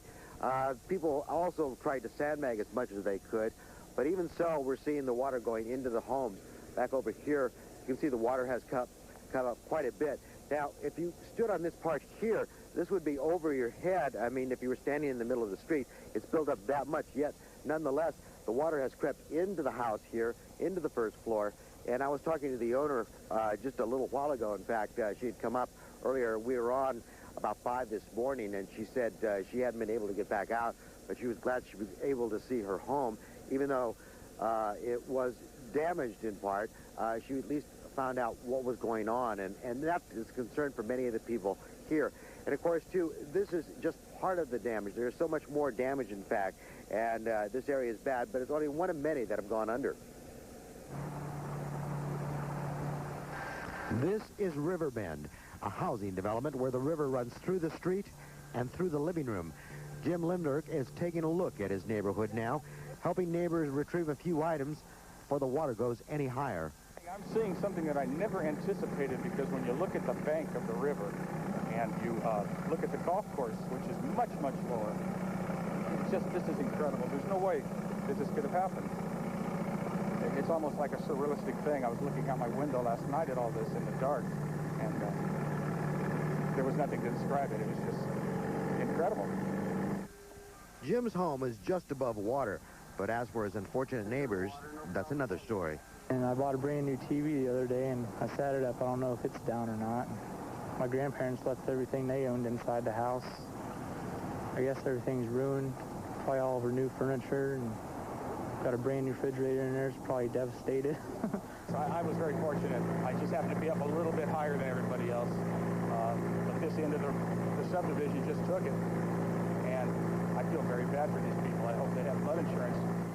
Some have flood insurance, but many don't, because the lots were so far from the river. Many just didn't expect floodwaters to reach here. I've never been in a flood, no. You know, you see them on the news. That's what I was telling that kid when we came up. I go, this looks like something you watch on Channel 3. You know, this doesn't happen to you. It happens to somebody else. What you're seeing right now is a car that, in fact, floated out into the street last night. In fact, we saw it just floating by, and then it came to rest here. That's the back glass of the car. It's kind of suspended about 3/4, going part ways up, still partially floating in the water here. And there's been, throughout the day, there's been a number of things that have floated by, from ice chests and other types of debris that have come from the river and floated on by. The water has gone into many of the houses in the back, in the garage back here. The water has crept all the way into it, has gone into the venting ducts. And I was talking to the owner of this particular property here. He was hoping that his house, in fact, was high enough, but unfortunately for all these homes, it isn't high enough. It just crept too fast, too quickly, and for the people here, they were able to get most of their belongings out, in some cases putting them on top of the second floor, but sandbagging, they did as much as they could, but the sandbag is not going to keep out waters like this. Reporting live in Modesto, I'm Rich Ibear, back to you in Sacramento. Hey, Rich, I was going to ask you, I believe some of those homes are high-value homes, or some of them are $500,000. That's what I was told by some of the residents in the area. Yeah, take a look right over here. In fact, when I first got over here, I thought they were apartments at first, but they're $500,000 homes. And they originally were built high enough, too. In other words, they're built on sticks, so to speak. In fact, one gentleman, we were told, built his house so that it was like 3 feet above the 55 flood.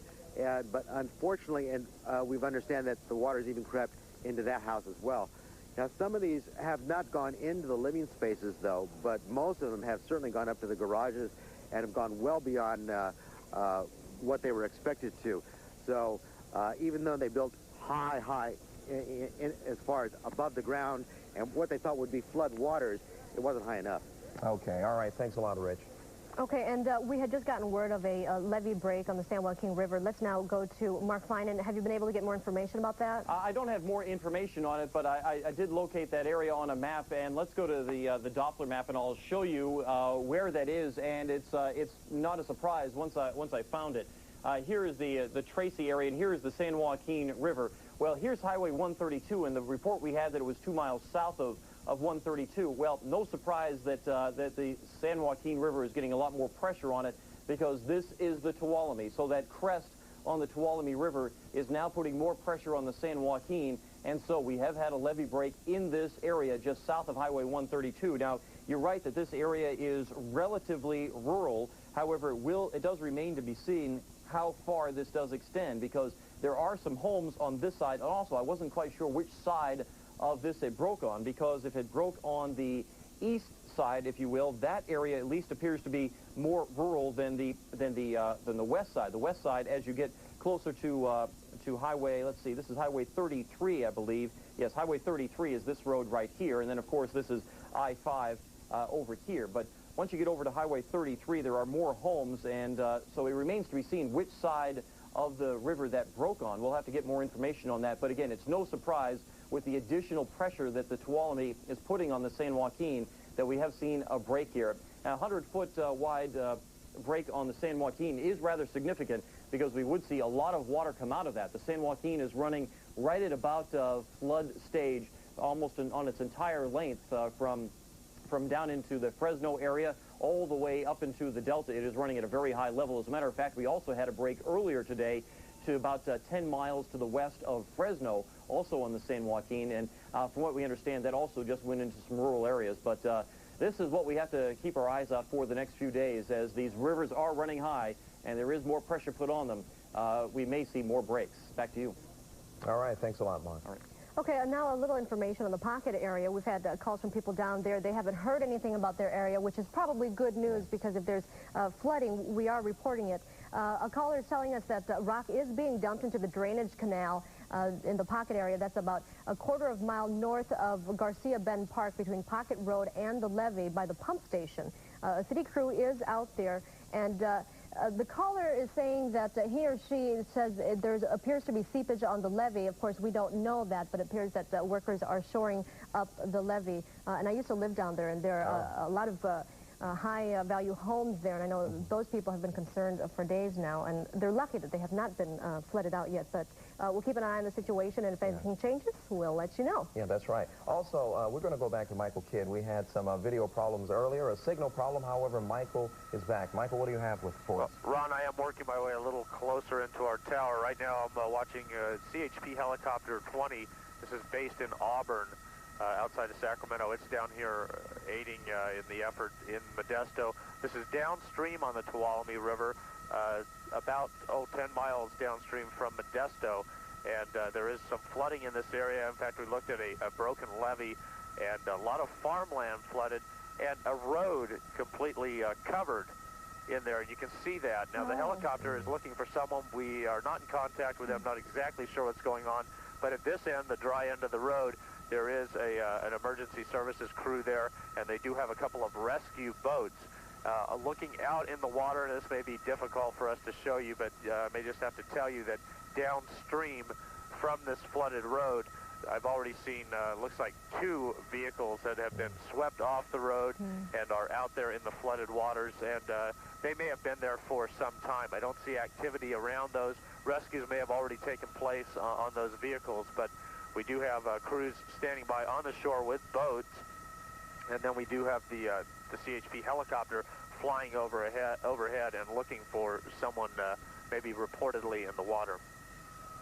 Yeah, Michael, now we're more able to see the water flowing because before up in Modesto around the residential areas, it just looked like it was standing water, but now that it's going over, washing over that roadway, you can see that actually it's going at a good pace. Well, as it gets shallow in places like that, Lena, you know, and it becomes shallow, it does speed up, and that's one sign of the depth of the water back there in those housing developments we showed you along the river in Modesto, that the water is deep enough that you really don't see a current. It is a little moving a little more slowly. But it's doing out here, although it is becoming more shallow, it is also widening out, and we are going to follow this. It looks like the CHP helicopter has left this. A lot of calls we've gone to or come across, they look and look and look, and they can't turn anything up, and either it's a lost cause or it was a false report, but they move on to the next thing, and getting called from one thing to another. Now, we are continuing down the Tuolumne River right now, and heading to where it joins the San Joaquin River, and Mark was giving us information earlier on a levee break there, and we want to see exactly which side of the river that break is on, right, and how big it is. You know, Michael, also, I believe we have Kelly Houston, and he's with the Modesto Police Department. He's the public information officer there, and I believe he has more information on that levee break. Are you there, Kelly? Yes, I'm here. You were talking about the river flow. I think you were Mark Finan was trying to figure out what the river flow is along the San Joaquin, which runs north and south, generally speaking, on the west part of Stanislaus County. They're saying that the projections out there are 100,000 cubic foot per second in that confluence, or the merging of the Stanislaus, in that West Stanislaus area of the San Joaquin River and the Tuolumne River, because obviously all that water that's coming down the Tuolumne River is meeting out there, and it's spilled over its banks, and as the pictures you can see here, it's now out into farmlands and threatening some cattle out there. So that's about the measurements that we're getting now, is about 100,000 cubic foot per second in that area along the San Joaquin River, and that is too much for the levees that are right in that immediate area. Now, that doesn't mean that it's flowing over those levees or there's a huge break that's going to threaten communities out there, because luckily that's a largely agricultural area, but that's a high volume of water, and that's all in a combination from what's coming in on the San Joaquin and down the Tuolumne. Also, Kelly, I was going to ask you, I don't know if you have any information on this at all, but Michael was just showing us the CHP helicopter, also some rescue personnel, fire personnel at the edge of a road. Do you have any information on that as of yet? Well, we have no rescue operations going on at this point, but we have 5 swiftwater rescue teams that have been combined throughout Stanislaus County to go into the areas where there are people who are actually possibly threatened, or we may get some people who are stranded out in homes. And so we're now preparing to go out and get anybody who's out within those agricultural areas, maybe in farmhouses, that type of thing. The CHP helicopter that you see that's been flying around has some of the people that are going to be making some of the damage assessments, and then we'll come up with the figures over the next 24 hours as to how much damage has occurred out in that area, how much livestock, as you see here, is threatened or in jeopardy. So that's really what they're doing right now. They have, apparently, I'm now getting information that there are 5 victims in the Shiloh Road area, which is right in that same area that they are trying to remove, and so now I'm told that that is why that rescue boat is out there and why they are in that area. I guess they're not in immediate jeopardy to where they're stranded, like they're going to be underwater quickly, but we want to go out and get them before the water gets to a level where they're sitting on top of their roofs, is like some of the pictures you've seen earlier in the week. So that's what they're doing right now, and that's the information that's being coordinated down here in our Emergency Operations Center for Stanislaus County. All right, Kelly, perhaps later we may be able to find out more information about those victims and how long they've been out there, because we have been announcing all morning that the Shiloh Road is closed, the Shiloh Bridge is closed because it is underwater there, and that's just another reason that people really, when the officials close bridges and Shiloh roads, you should not go around anything, and even if it's not closed but there's water there, you should not be trying to get through that. Right, a lot of these farmers out in these areas are skeptical. They don't really think that this water is going to rise to the level it is, and they're not really sure exactly what's happening upstream, and so when we go out there and make notifications, as we did early this morning and late last night to these areas, they kind of said, well, we'll just watch the river and see what happens to it. Well, now they're seeing that the river is now spilling far beyond its banks into their areas, and it's essentially trapping them. And if there's not a road that they can get out of, they're trapped, and that means we have to send people in there to get them. So obviously you want to heed the word of us when we tell you that you need to get out of there, you need to make preparations to leave, because this is what happens. And even in some areas, you may not see the water come up to your maybe doorstep, or in this case to a farmhouse, but you're still not going to be able to get out if the road is closed, and that causes us some problems if we're having to go in and evacuate you, because we're putting those rescue crews in jeopardy. They have to go out into some of those swift waters to get you.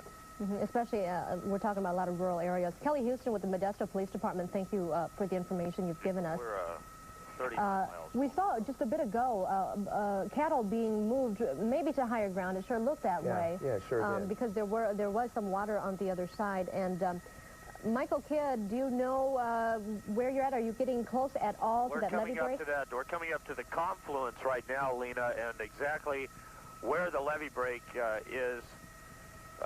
We're going to have to determine that as we come on the scene here. And I don't see any indications yet. There's so much water around, it's hard to tell. It doesn't look, at least right here, to be on the east side. It may have gone over on the west side. This looks like the bridge where Highway 132 crosses the San Joaquin right by the confluence. And I do see some flooding out to the west side, and that looks like it is purely agricultural, although there are a few farmhouses off beyond these fields. Okay. Also, Mark is with us as well, and he's going to show us approximately where this levee break may be on Doppler. Mark? Are you there, Mark? Yes. Oh, I'm sorry. What were you asking? We were wondering, do you have an estimation of where this location may be? Yes, as a matter of fact, I do. I can show you on Doppler what we're looking at. Michael has been been flying down the Tuolumne River as it's making its way on down to the juncture of the San Joaquin River. So that's where we heard about that break, and this is Highway 132. And I was showing you earlier that this is, well, again, I was talking to you earlier about how that area did have a break, and we're not sure which side that break is on, and I think that's rather important. So Michael is going to let us know that. But that's where Michael's been going. He's been going from the Modesto area, and Shiloh Road, where he saw that those cars in the water, is actually on the south side, I believe, of the river. And that road was closed because it was underwater. But as this high water is making its way down to the San Joaquin, we did hear about a break relatively close to where those two rivers meet, and I think that's about where Michael is right now. Right. Okay, Mark, I'm just getting some information from one of our ground personnel that was passed on to them that this break is about a 100-foot long break 2 miles south of our position here, downstream, and it will be on the Stanislaus County side. So we'll try and take a look down that way as we fly in that direction. And there is so much water out there, it may be difficult for us to find this, but we'll give it a try, and we'll head down that way right now. So we know it's on the Stanislaus County side. Okay, Mark, I see it. Okay, there it is. You will see it just shortly. It's been said to us that this is on the Stanislaus County side, and about 2 miles down from the Highway 132 bridge. That's the confluence of the Tuolumne and San Joaquin River. And you may be, well, you will see it very shortly. The water is white. It's coming through a green levee, and that's probably the one we're talking about. It looks to be about 100 feet wide, and I do see a CHP helicopter orbiting over that. So we're just moments away from that. Yeah, we see it. There it is. Oh, okay, so Michael, this is on the east side of the San Joaquin Valley, river rather? Well, it was reported to us as being on the Stanislaus County side. And then let me look at my map. Both sides are Stanislaus County by my map, so it is on the west side. It's on the west side. That's how it looks. It looks like the water is flowing from east to west. It is flowing over towards the I-5 direction. Oh, okay. If that helps you out. Yeah, that is on the west side. Well, and that's significant because there is, according to my map anyway, a little bit more population over here. So that may bear watching to see just how far that might go. Yeah. Mostly flat, very flat. This water is really going to spread out. It has a lot of area to cover. And I do see a community downstream that might be affected. We'll go take a look at that in just a second, but for the most part... That would be the town of Grayson, I believe. Probably, I'm going to have to follow along on my map, and that would sound about right. I can see it about 2 miles down from this break, and nothing standing between it and this break. I mean, I guess their only hope really is that the land out here on this side is maybe at a lower level and will absorb some of this water and give them some time. If people are watching there, I'll take us down there to a development and that maybe give them some warning here. We'll see what's going on right at this point. A lot of water coming through, and it looks like the levee is continuing to erode here. That's a road there, Michael, isn't it? Yeah, a road on top of the levee. Michael, I've got another map up here and showing it again that. And this is just a little bit more detail. So here's where the Tuolumne comes in, and here's the break that we're seeing right here. And you'll notice this, I put a few more roads on here. This is I-5 over here.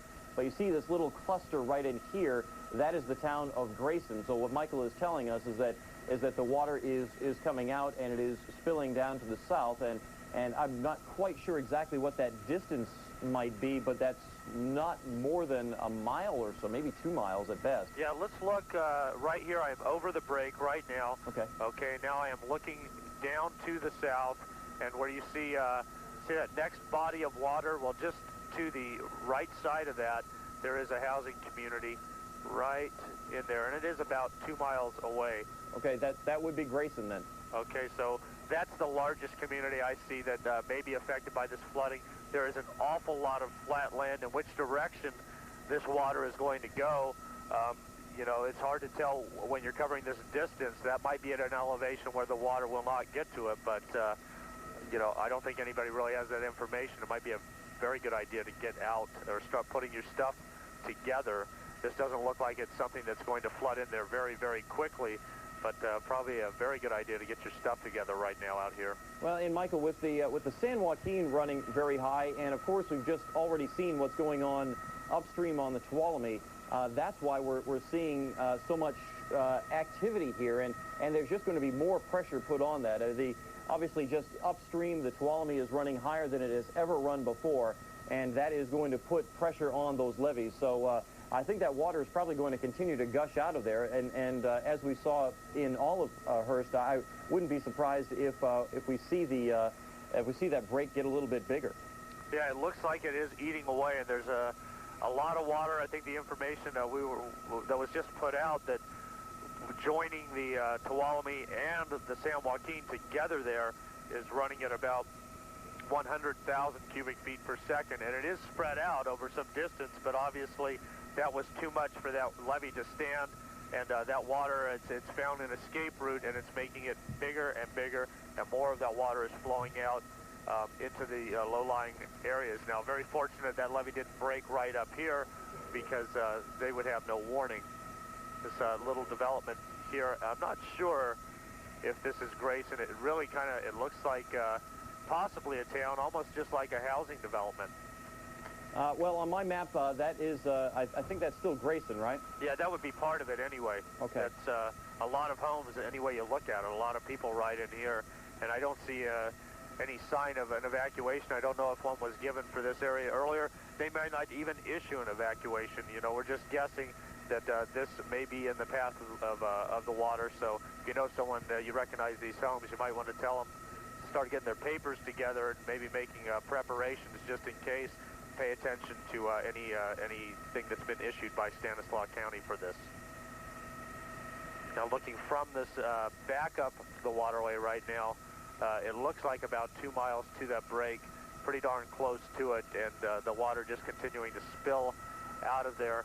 We'll put that in the center of the screen. There it is coming into view, and right now that is it. That's the water coming out of the river, and it does appear to be heading this way. It's going to go to the lowest ground it can find, and as that fills up, the higher ground, of course, will be covered too. Does look like there is a bit of an upslope up here, but over this distance, that's very, very hard to gauge. Well, and Michael, that would make sense because just a little bit farther to your west is the coastal range, and of course all of that it drains down to the San Joaquin.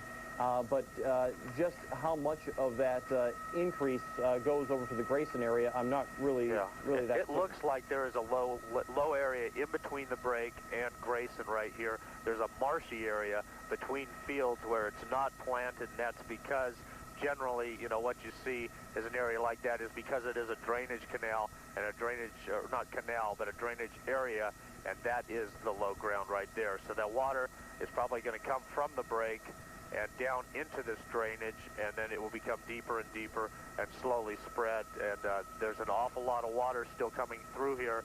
All that water in Modesto, as well as the water up the San Joaquin River, it's found a release, and this is one of the places it's going right now, and it looks like Grayson may be in the way. Right, so again, we have the map up again, Michael, and so this is the San Joaquin River, and we are seeing a break right here where the Tuolumne is coming in. Actually, Michael, is it south of the Tuolumne, or is it right at the Tuolumne? It's just south, I believe. Oh, okay, so it's right in here, and so what Michael is saying is that it is making its way across this rather open land right here, as you're seeing from the helicopter. Move your cursor up just a bit, Mark. Right, maybe in there. Okay, so here's where the Tuolumne comes in, so it's just right in here, and let's see. According to my maps here, this is West Stanislaus Road right here. So we have a levee break on the San Joaquin River at West Stanislaus Road, and it is trying to make its way to the south. And this other little dark area you see right in here, that's just a bunch of roads altogether. That's basically the housing development that Michael's been showing you, and that's a distance of about 2 miles. And that break is trying to push farther to the south.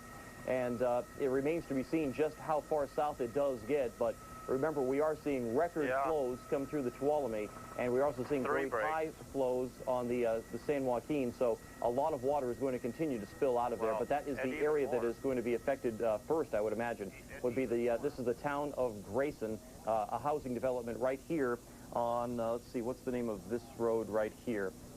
This is called River Road. This road that runs from the north to south, more or less, kind of parallel to I-5.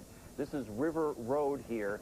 And so if you're on River Road in Stanislaus County, between River Road and the river, you may want to start paying attention to what's going on out here a little bit more. We've talked about the town of Grayson. This most likely won't get this far over to I-5, as that is much higher ground over there, but there's a lot of flat ground over here from what Michael is showing us. And Michael, do you have another break there? Right, this is the break we first showed you. Now, in our the little amount of time it took us to go down and check that community of Grayson, right, we've had another one open up. So first, let's look at the first break we showed you, and look at it just a road and eat away. It's eating further and further back in. It's crumbling as we speak. And as we follow the levee around, while we are away checking that town, another one broke through. It's actually two. I can guarantee you they're going to join together here very shortly. While we were looking at that, we saw big chunks of this one giving way. And just look at that water spilling into this farmland. And look at how high that water is on that levee anyway, Michael. Yeah, it's amazing. It was ready to go. Yeah, it looks like it's, boy, if it comes down any more, that it might just go over the levee. And this, of course, is the worst news for that small town that is nearby there. Yeah, and that water is moving. It's got a lot of pressure. There's a lot of pressure behind that. And, geez, you just don't know who's safe or where is safe right now. If you're near water, you just, you're putting your faith in the levees. Yeah, and there you go again. It's eroding even more. Yeah. And even folks who may be curious about going out there, there still may be someone who may be curious about going out there. And this would be, obviously, you would not go out on the levee to check it out because it's crumbling by the minute. Not a good place to be. And, you know, the only fortunate thing is that there aren't many homes right out here, but we do have one right by the break. And these people probably didn't get a lot of warning up by the first break, just up the levee above this here. There is, looks like maybe a farm home. I don't know if anybody is living in that or if it's a work building, but these people have breaks on either side of them right now. I don't see signs of anybody in there right now, although there are a couple of vehicles. I would hope they'd be waving to the helicopter to let us know that they're down there so we could summon some help for them. But I don't see any activity. There's 1, 2, 3, 4 cars down there. Say, Michael, how far is the nearest road to where that levee break is? Major road, probably the closest was, remember we came downstream from the Highway 132 bridge, so it's maybe a couple miles south of Highway 132.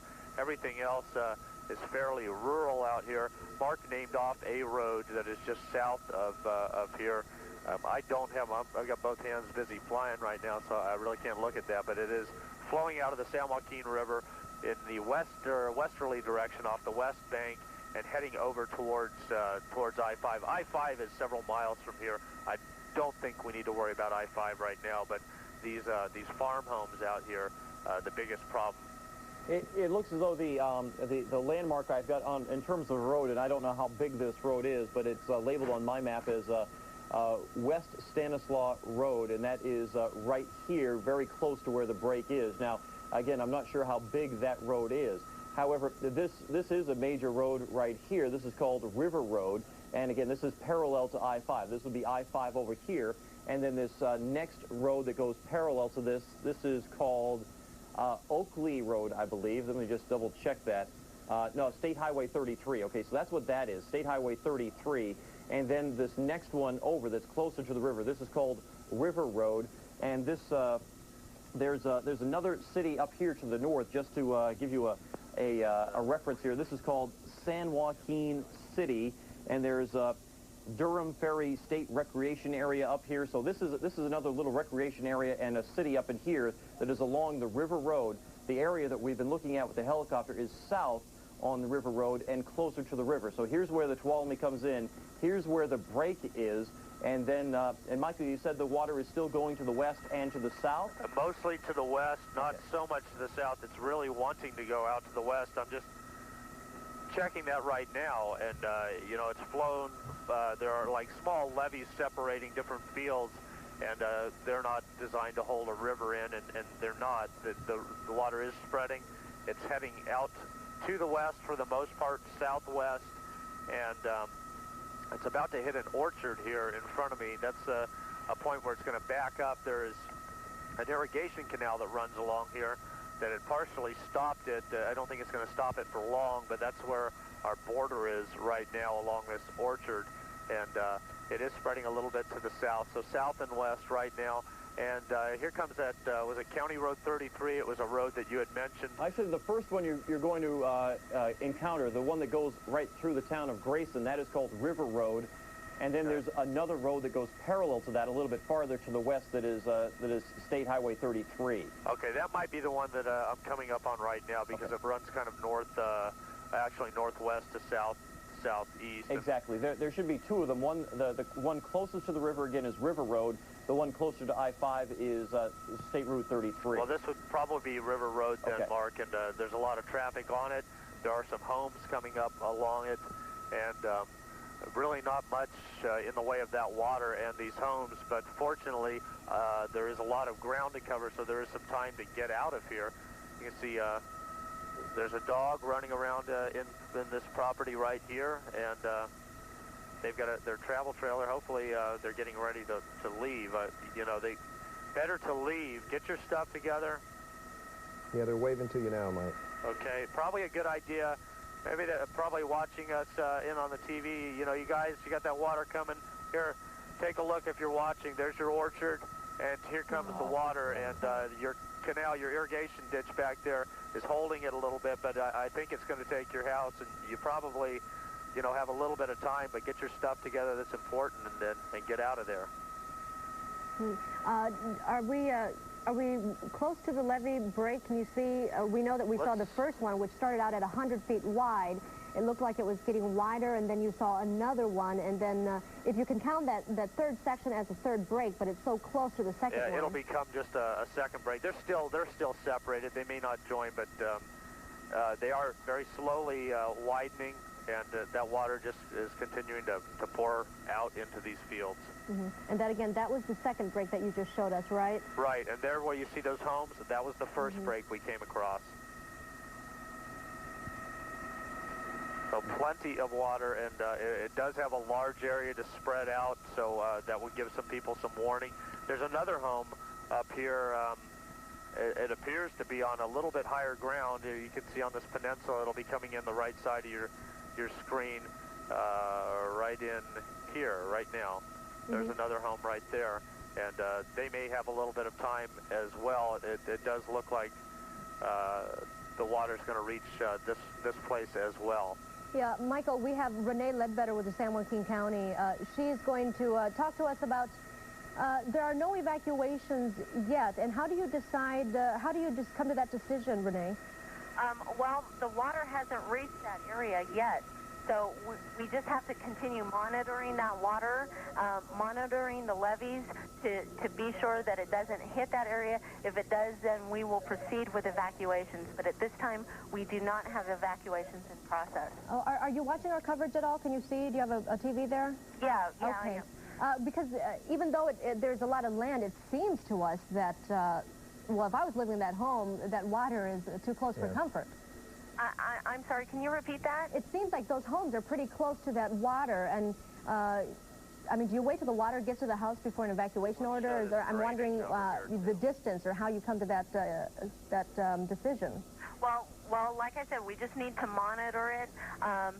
If we see that it's going to continue to progress in that direction, we will certainly take the precautions and get those people out of that area. We still have plenty of time. If the event arises that we need to move in and evacuate, we will do so immediately. Those people, from what I'm gathering, those people are being notified to keep an eye on it and to be prepared to evacuate if need be. Okay. How are you guys monitoring it? I know that you're doing it by sight now. You're looking at some of the video that we have here. Do you have some county personnel that are out there on the ground that are monitoring it, or how does it work? Yeah, this morning, County Public Works and the U.S. Army Corps of Engineers went out. They are assessing the damage. They are assessing the levees, and they are reporting back to us the conditions and giving us an assessment of what has happened and what we need to do. Have they given you any information about the condition of that levee? Because just from the stuff that we're seeing, it looks like well, it's continuing to erode, and the water seems extremely high and strong on the other side. Right. I don't have any confirmed reports at this point, except for the levee that you're looking at. It's the same break. We don't have any conditions that have changed since earlier this morning. All right. Renee Ledbetter with Stanislaus County. She's the public information officer there. We will definitely check with you a little bit later. And, of course, if there's an evacuation, you will let us know. Actually, we're looking at that. Renee, can you see on your screen, that is the second break. And then we see a section to the right of your screen there, yet another little break. Yeah, it looks like it's continuously eroding as we're speaking. Yeah, I can barely see it from here, but the word that I'm getting from our EOC is that it is the same break and that nothing else has changed since our earlier report. Right. Now, I'm sure that you guys are updating as quickly as possible. And, you know, not to put you on the spot, but are you aware that another levee or another portion of the levee broke within the past 10 minutes? Well, we did get a report of that, but the information that I'm getting is that it is the same break. Okay. Well, what I don't know if your personnel has been able to get out there and see the second break, but just from what Michael Kidd is showing us right now, this is the first break that we saw, what is showing on the screen now, and then as you move further, right here, we see yet another break, and then a smaller one that looks like, if it gets worse, might connect to the other break. So perhaps county officials haven't been able to detect a second one, but just from what we're seeing, right, it looks like there's at least two breaks there. At least two breaks, yeah, two separate breaks. And we will certainly update you as to the conditions and what evacuation procedures need to be taken. And Renee, if you do an evacuation, where will these people go? We have sites open at Modesto High School, at the First Baptist Church in Modesto, okay, and we also have a site in Wesley. All right. Now, you know, First Baptist Church, I want to make sure that's clear, too. If folks are going to First Baptist Church, is that just for those with medical concerns or those who are disabled? Correct. Okay. All right. So for instance, if someone is disabled or have some special needs, they would go there? Correct. Okay. And speaking of the shelters, Renee, do you know at this point whether your shelters are full or if they need volunteers or if they need supplies? They are not at capacity yet, but they are certainly in need of supplies. The Salvation Army is seeking donations of blankets, food, clothing, water, and certainly monetary donations to keep them going. And you can contact the Salvation Army for that, or you can contact the American Red Cross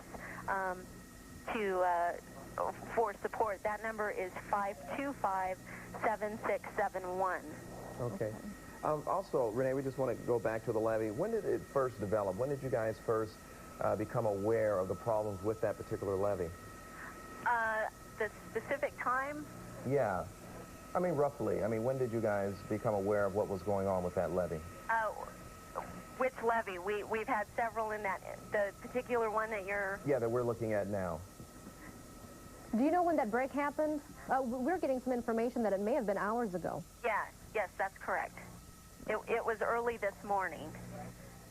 And do you know if when it first broke, whether it was much smaller than this and then it has gotten this bad? You know, I don't have any information on that at this time. The information that we're getting is coming from our EOC boards, and they're trying to update us as much as possible. We've got crews out there, and we're just trying to stay on top of this. And, you know, that's the best that I could tell you at this point. But we'll certainly keep you updated as to any changes in conditions. Okay, Renee, we're going to be monitoring the situation as well, and we'll check back in with you. I know you've got a lot of information that's being thrown at you right now, and we'll check in with you later. Okay, great. Thank you. Well, Michael, we're still looking at it, and as I said before, if I was living in those houses that you were showing us, to me, that's mighty close. Well, I'd have the car packed, but you know, we are certainly not calling for evacuations, and we know that's not our job. And, and Stanislaus County, they did a fine job managing this, especially in the city of Modesto, getting the people out of the area before the Tuolumne River did flood. So everybody, I guess, just stand by and listen to instructions, but it certainly wouldn't hurt to be ready to go right now. We're watching this spread out as the time that we have been above this. It has spread quite a bit, but it's covering a lot of ground. Yeah, and again, like you said, we are not saying that there is an evacuation because there is not. And Renee Ledbetter with Joaquin County will be keeping us updated so that if that changes, she will let us know, and we will pass that on to you. So what you're looking at right now is what we think is the second break to the levee, because we saw a larger one just up ahead, and this is what the county told us, that there was a break. And when Michael Kidd first flew down to this area, the break coming up here that you're going to see, this is the first break as far as we know. And boy, Michael, you weren't there for a very long time before you noticed the other one. No, we may have missed it on our first pass through here, but I don't think so. And it's very close to the second, so they're both flooding the same area. It may not be important, and instead of one 200-foot break, we've got two 100-foot breaks, but it's all flooding the same area, and there look like one structure or you know, kind of a ranch complex right there that is affected right now, and we haven't seen signs of anybody in there. Their vehicles are in there, and their vehicles are going to go underwater, as well as all their land, and it is spreading out. Fortunately, very sparsely populated area, but it is moving towards other homes. So I'll be that, you know, it's very slowly. Why not get your stuff ready just in case? Yeah, it looked like a business that you were just showing us, that may be some kind of a business or something, but that is very close to the break. Yeah, they're right in it, surrounded by it. Yeah, and we haven't seen any commotion or anything down there, so perhaps there's no one in there.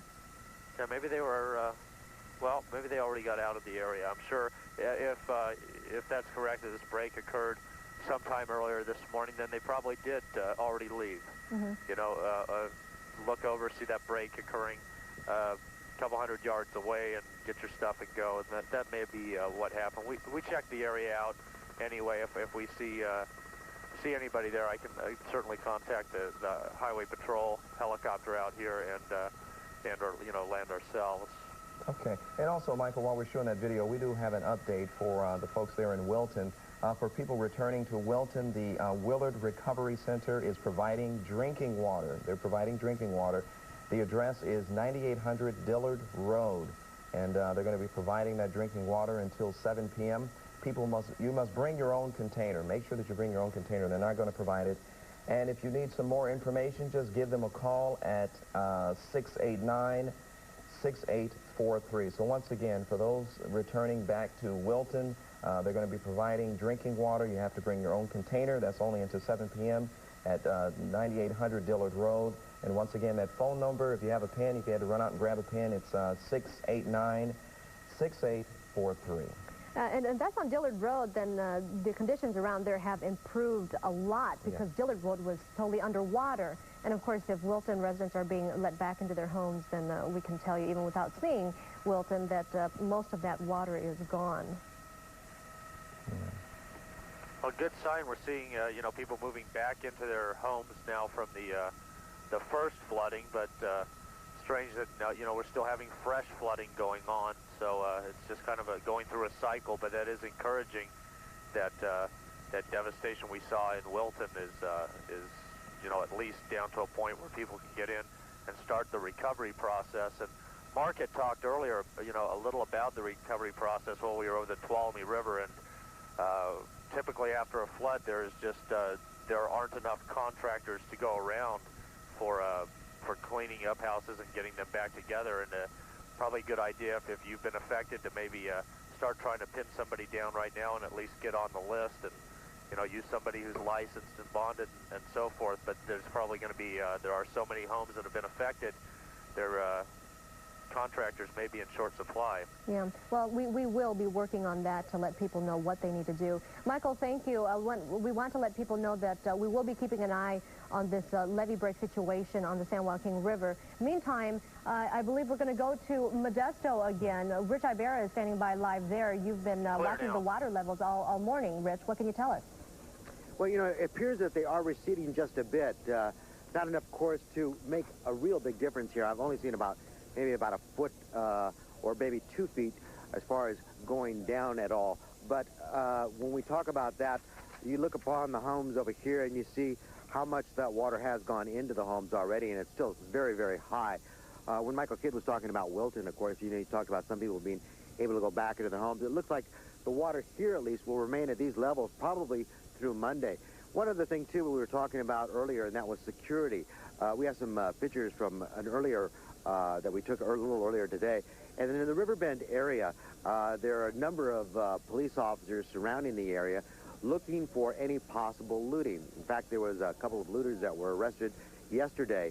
The situation is such that they're keeping a close eye on everybody that's going in, and many people are trying to go in on boats, maybe retrieve possessions, maybe retrieve a lost pet, or maybe in one case, too, we were talking about a man who had left his cockatiels, his pet cockatiels, in there. Didn't think the water would reach that high at first, but then went back in there today to try and retrieve them. Of course, the officers are there to challenge anybody to make sure that those people going in are actually the homeowners. And in many cases, too, they're not letting those people, even if they're homeowners, to go back in because the situation is such that the current, for instance, from the Tuolumne, even around the Riverbend area, is very, very swift. People waiting in there, for instance, could be easily swept off their feet in what is maybe chest-high or even waist-deep water. And when the current is that swift, it becomes a very dangerous situation.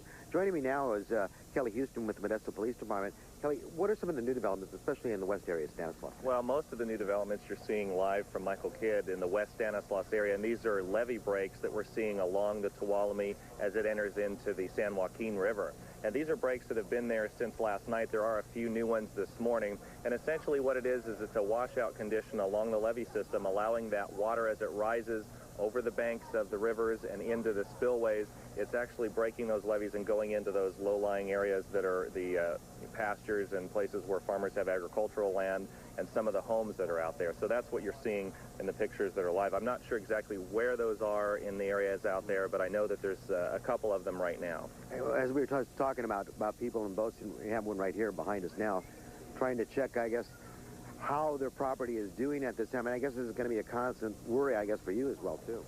Right. Well, you know, we're not recommending that people come down here and put boats in the water and do this. These people have been here assisting some of the residents along the Dry Creek area down here. And as you can see, the water is not rushing through here. And this is one exception that we're letting these people go in and get some possessions out from some of the homes and the second stories, as you were talking about.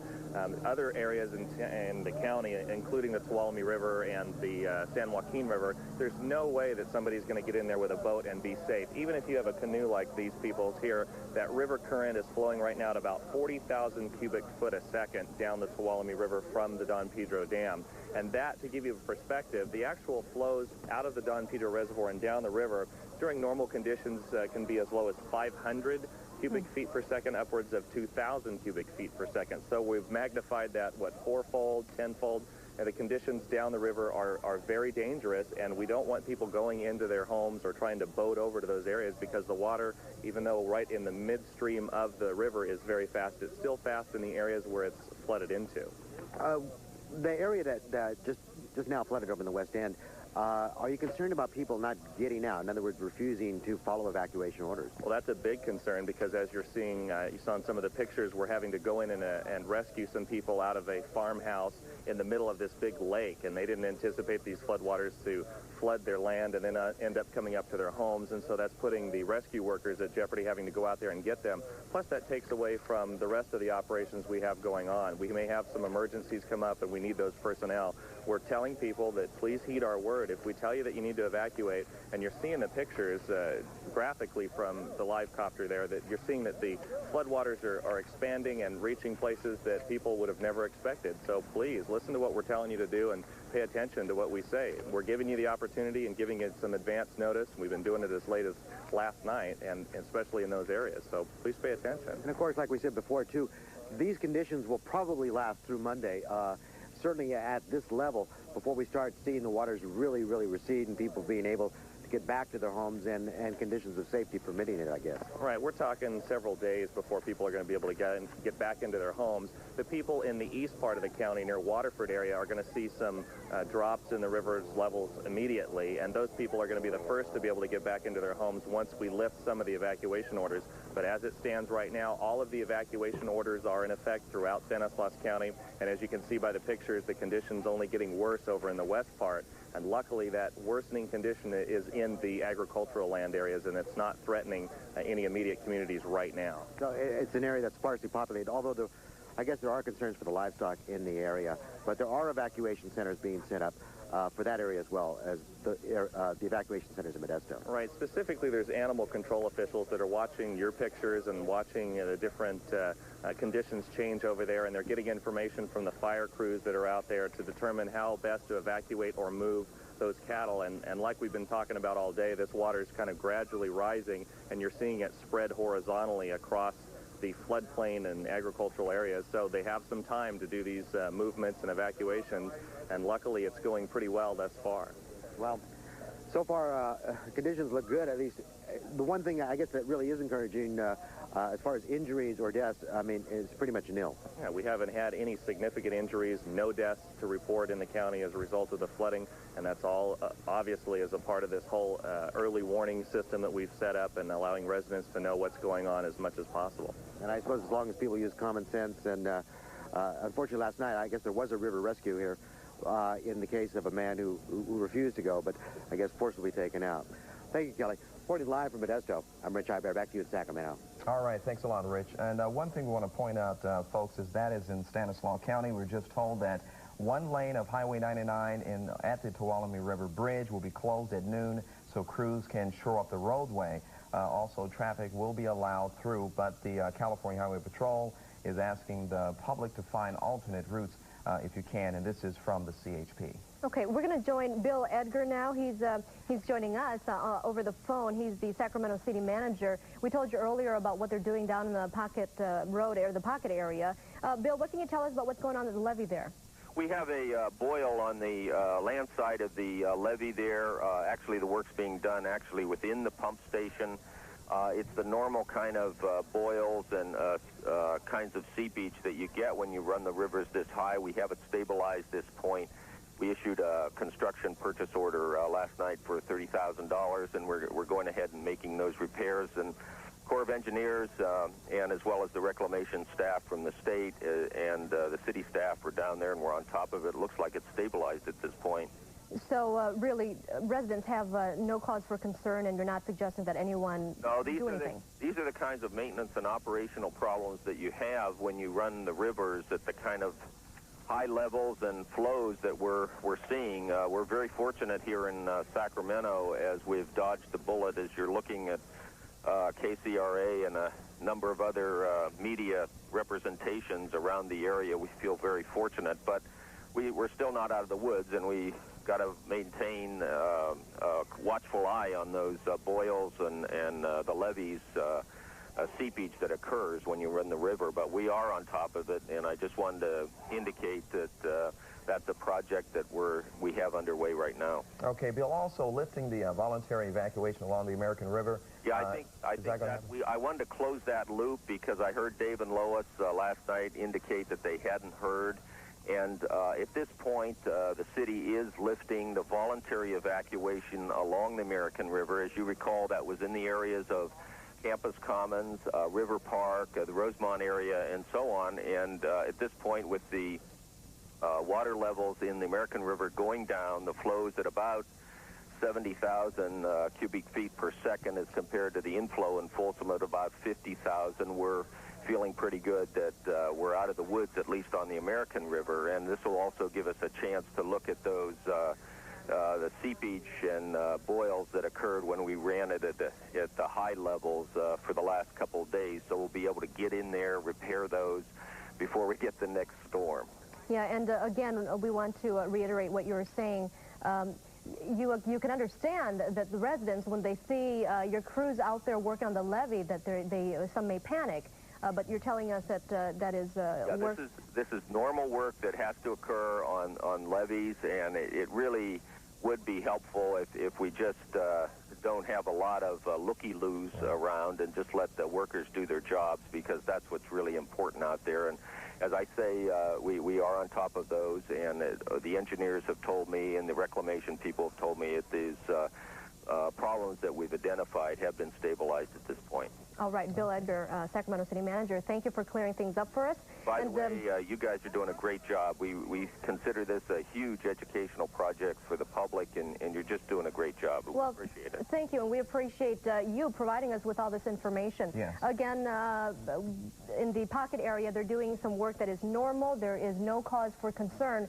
And again, Bill asking people to not go out there because, you know, people are curious. Oh, yeah, they want to know. And sometimes they go out there and they start asking the workers some questions. Yeah, that's right, and possibly getting away. However, we want to give kudos also to the police officers in the area, the fire department, the volunteers, everyone. I mean, those are the ones who really should be recognized for the great work they've done. Sure, and they pass on the information to us incredibly quickly, and then we pass it on to you. So thanks to them also. And we're going to take a short break and be right back.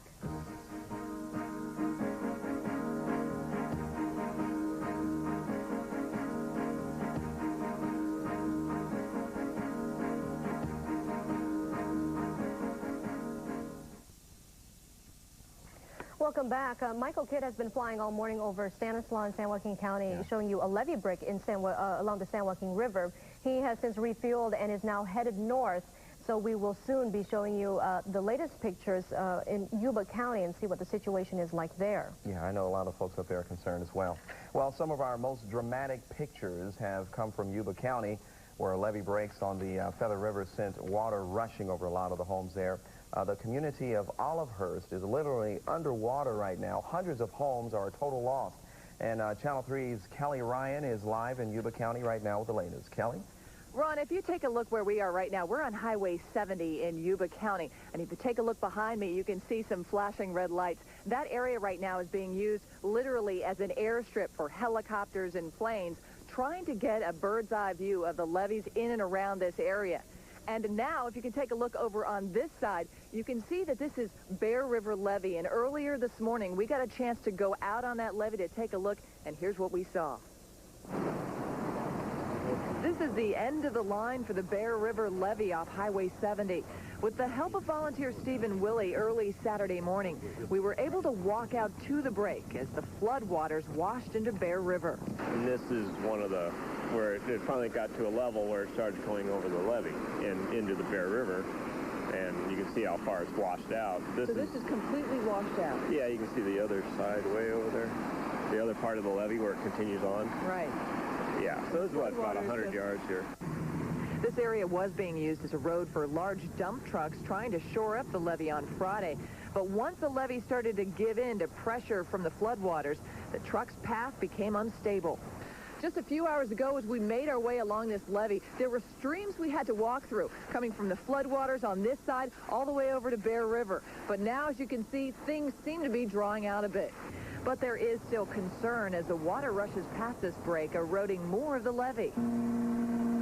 Meantime, observation planes are surveying the scene to get the big picture on the damage. And officials are relying on these observation planes and helicopters to get a good look at the area so that they can change or keep the evacuation orders in place. And I want to give you an update now on the evacuation situation. In Marysville, mandatory evacuation has been extended until 8 a.m. tomorrow morning. That's as of right now. Sutter County and Yuba City officials will not lift the evacuation order until these guys up in the planes and the helicopters come down and give the information about the levees. So right now, mandatory evacuation still underway in and around this area. Back to you. Okay, Kelly, I know that a lot of folks are pretty anxious to get back into their homes, but I guess now would not be the time to do it. They should wait a little bit more longer. That's right, and you can't blame them. They want to see for themselves. They want to see if their homes are okay, if their belongings are all right. But right now, they're told to stay where they are. Okay, Kelly. I was going to ask Kelly one more thing. Kelly, any reports? Are you still there, Kelly? Yes, I am. I can hear you, Ron. Are there any reports of injuries or anything like that so far since you've been up there? Any reports of what? Any reports of injuries or... Injuries, not where we are right now. A lot of local residents have come out. They live nearby. They're helping with a levee watch. They've come by to tell me that so far things look pretty good here. No important news to report overnight about this levee and this area, so right now they're just crossing their fingers. Okay, good. Kelly Ryan, live in Yuba County this morning. Thank you, Kelly. We had told you earlier there is a dusk to dawn curfew in Sutter and Meridian, California. There's been loitering, vandalism, and prowling in Sutter City and the Meridian areas. And I believe we're going to join or talk to Art Brandwood with Sutter County. Art, are you there? Yes, I am. There have been rumors about looting. Can you clear us up on that? Have there been any? No, there really hasn't been any looting. What we dealt with when the city of Yuba City and Sutter County had mandatory evacuation of some areas, we, fearing that there could be looting with everybody out of the area, we established a dawn to dusk curfew jointly with Yuba City in those areas that had mandatory evacuation. We've had mutual aid officers with the California Highway Patrol and other areas of the state on assigned post, and we've had no problems. The problems we started to experience in the last day or so were in areas where the evacuees had set up, and we started getting some prowling, some vandalism, some threats and other things. And we decided to establish a dawn to dusk curfew to deal with those particular problems. Now, when you talk about this curfew, if law enforcement officials do see people in those areas during the curfew, what happens? They check lawful purpose. There is absolutely no problem. If they're there and do not have a lawful purpose, they are warned to get off the street, and if they refuse to do that, we deal with them. Now, when you talk about lawful purpose, just because they're curious, is that enough reason? Is that good enough reason for them to be there, or no? Absolutely not. When that's established, it would be a misdemeanor for them to be in the area without a lawful intent. We, of course, would give them the benefit of the doubt and tell them to leave, but if our units encounter them after that point, they would be dealt with. So is it more of a trespassing issue we're talking about here? Not so much trespassing, Ron. A lot of them are staying at the evacuation centers and then going out from there, prowling, getting involved in criminality, and the good citizens of the area have been up in arms about this, and it will be dealt with. Okay, so, and it has been dealt with, obviously. You said that you have mutual aid from CHP and also some other surrounding law enforcement agencies. Our own units plus CHP, Tehama County, Kern County, and others.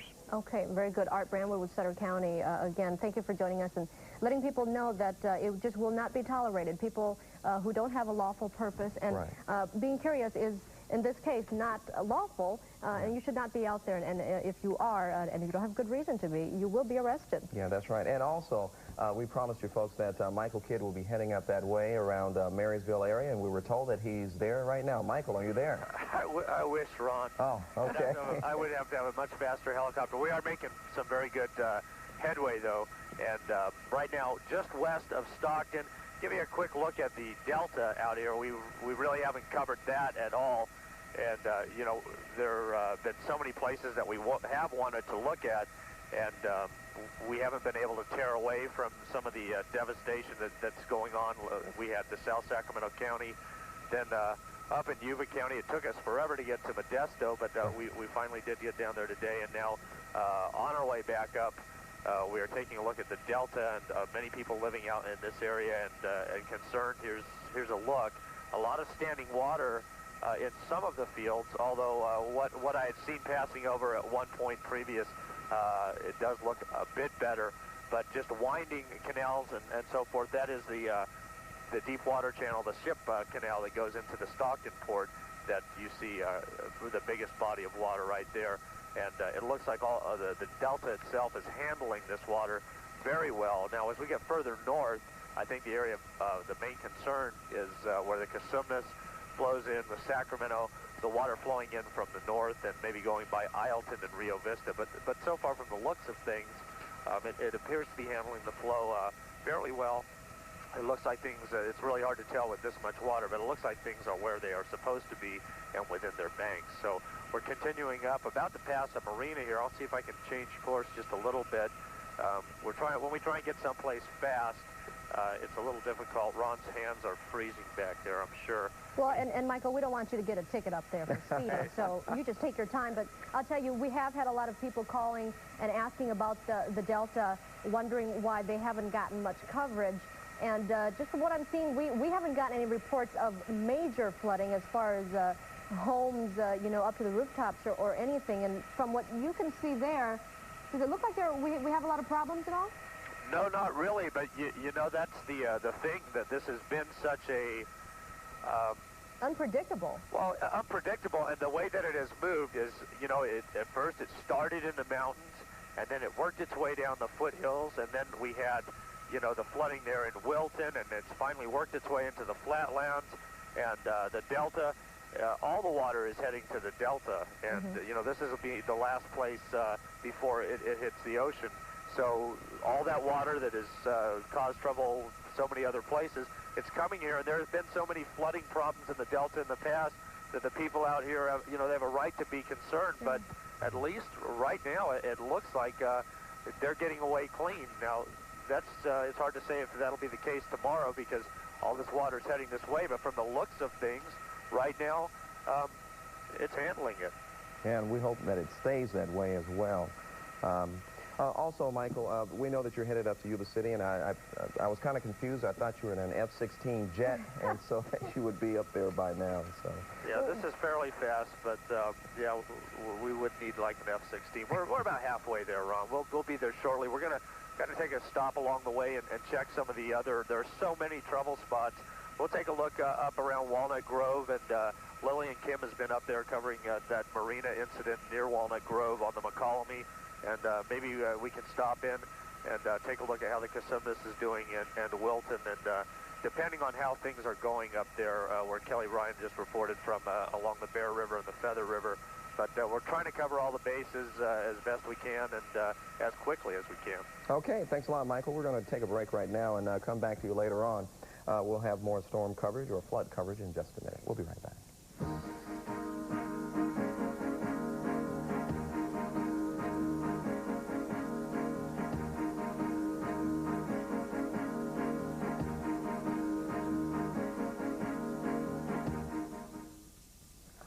And welcome back. We have some announcements about school closures that we want to pass along to you.